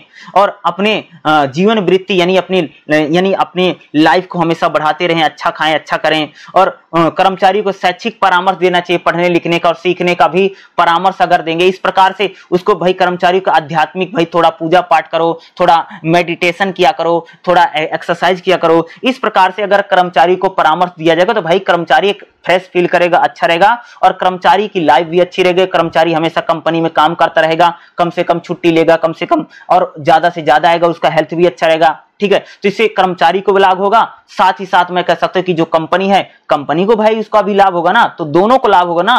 तो इसलिए कर्मचारियों में अगर तनाव है, भाई देखो कर्मचारी बहुत सारे काम करते हैं, उनको बहुत सारा डिप्रेशन रहता है, तो कर्मचारियों को तनाव कम करने के लिए, डिप्रेशन कम करने के लिए उन्हें भी समय समय पर परामर्श और सलाह देने की बहुत ज्यादा जरूरत है। इसके लिए उनको कंपनी के समय समय पर डॉक्टर को बुलाना चाहिए, समय समय पर सेमिनार लगाना चाहिए, समय समय पर मोटिवेशनल स्पीकर को बुलाना चाहिए जो कर्मचारियों में उत्साहवर्धन को कर सके, ताकि उनका थोड़ा बहुत भाई मेरे जोश बढ़ा सके। इसलिए कर्मचारियों को समय समय पर नए नए सलाह, नए नए परामर्श देने की क्या है, बहुत ही ज्यादा यहाँ पर क्या रहती है, आवश्यकता है। भाई समय समय पर उनको हमें परामर्श और सलाह देना क्या है, बहुत ही ज्यादा जरूरी है और क्या मैं कह सकता हूं कि अति आवश्यक है, उनको सही समय पर सही सलाह मिलनी चाहिए। तो इसी के साथ अगर आप देखेंगे तो 12वां भी चैप्टर मैंने बता दिया और भाई लगभग जितने चैप्टर थे मैंने आपको सारे बता दिए हैं। जो जो मैंने आपको समझाने का प्रयास किया, अगर आप उससे अच्छे से समझ जाएंगे तो एग्जाम आपका बहुत अच्छा जाएगा, कोई दिक्कत वाली बात नहीं है। 50 नंबर का पेपर होगा,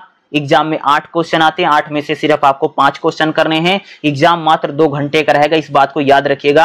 और 2 घंटे बड़ी जल्दी बीत जाते हैं, इसलिए आप लोग थोड़ा जल्दी लिखने, और 10 नंबर के क्वेश्चन के लिए 2-2.5 पेज लिखना, इससे ज्यादा आप लोग मत लिखिएगा। अच्छा एग्जाम जाएगा, ठीक है, अच्छा लिख करके आना, एग्जाम में बैक वैक ज्यादा नहीं आती। अगर किसी कारण से बैक आ रही है तो रिवैल्यूएशन जरूर अप्लाई कीजिएगा, मैं आपको मेरी सलाह रहेगी, क्योंकि कई बार इग्नू में चेकिंग जो है खासतौर से खराब और हो जाती है। तो इसलिए इग्नू में खासतौर से अगर आपको लगता है कि एग्जाम अगर आपका अच्छा गया है, मैं पहले बता दे रहा हूं, अगर आपको लगता है एग्जाम अच्छा गया और एग्जाम मैंने बढ़िया लिखा, पास हो सकता हूं, अगर किसी कारण से 18 नंबर इसमें पास है, 50 नंबर का पेपर होगा, किसी कारण से अगर आपको बैक आती है तो आप रिवैल्यूएशन के साथ जरूर जाना, क्योंकि आपको पता आप लिख करके आए हैं, तो रिवैल्यूएशन में कई बार एग्जाम पास भी हो जाता है, तो आप इसको जरूर ट्राई कर सकते हैं। और बाकी ज्यादा टेंशन मत लीजिए, इसमें ज्यादातर बच्चे जो हैं वो पास ही हो जाते हैं, कोई बहुत ज्यादा इसमें समस्या और दिक्कत आपको इस पेपर में नहीं आएगी, ठीक है। ओके।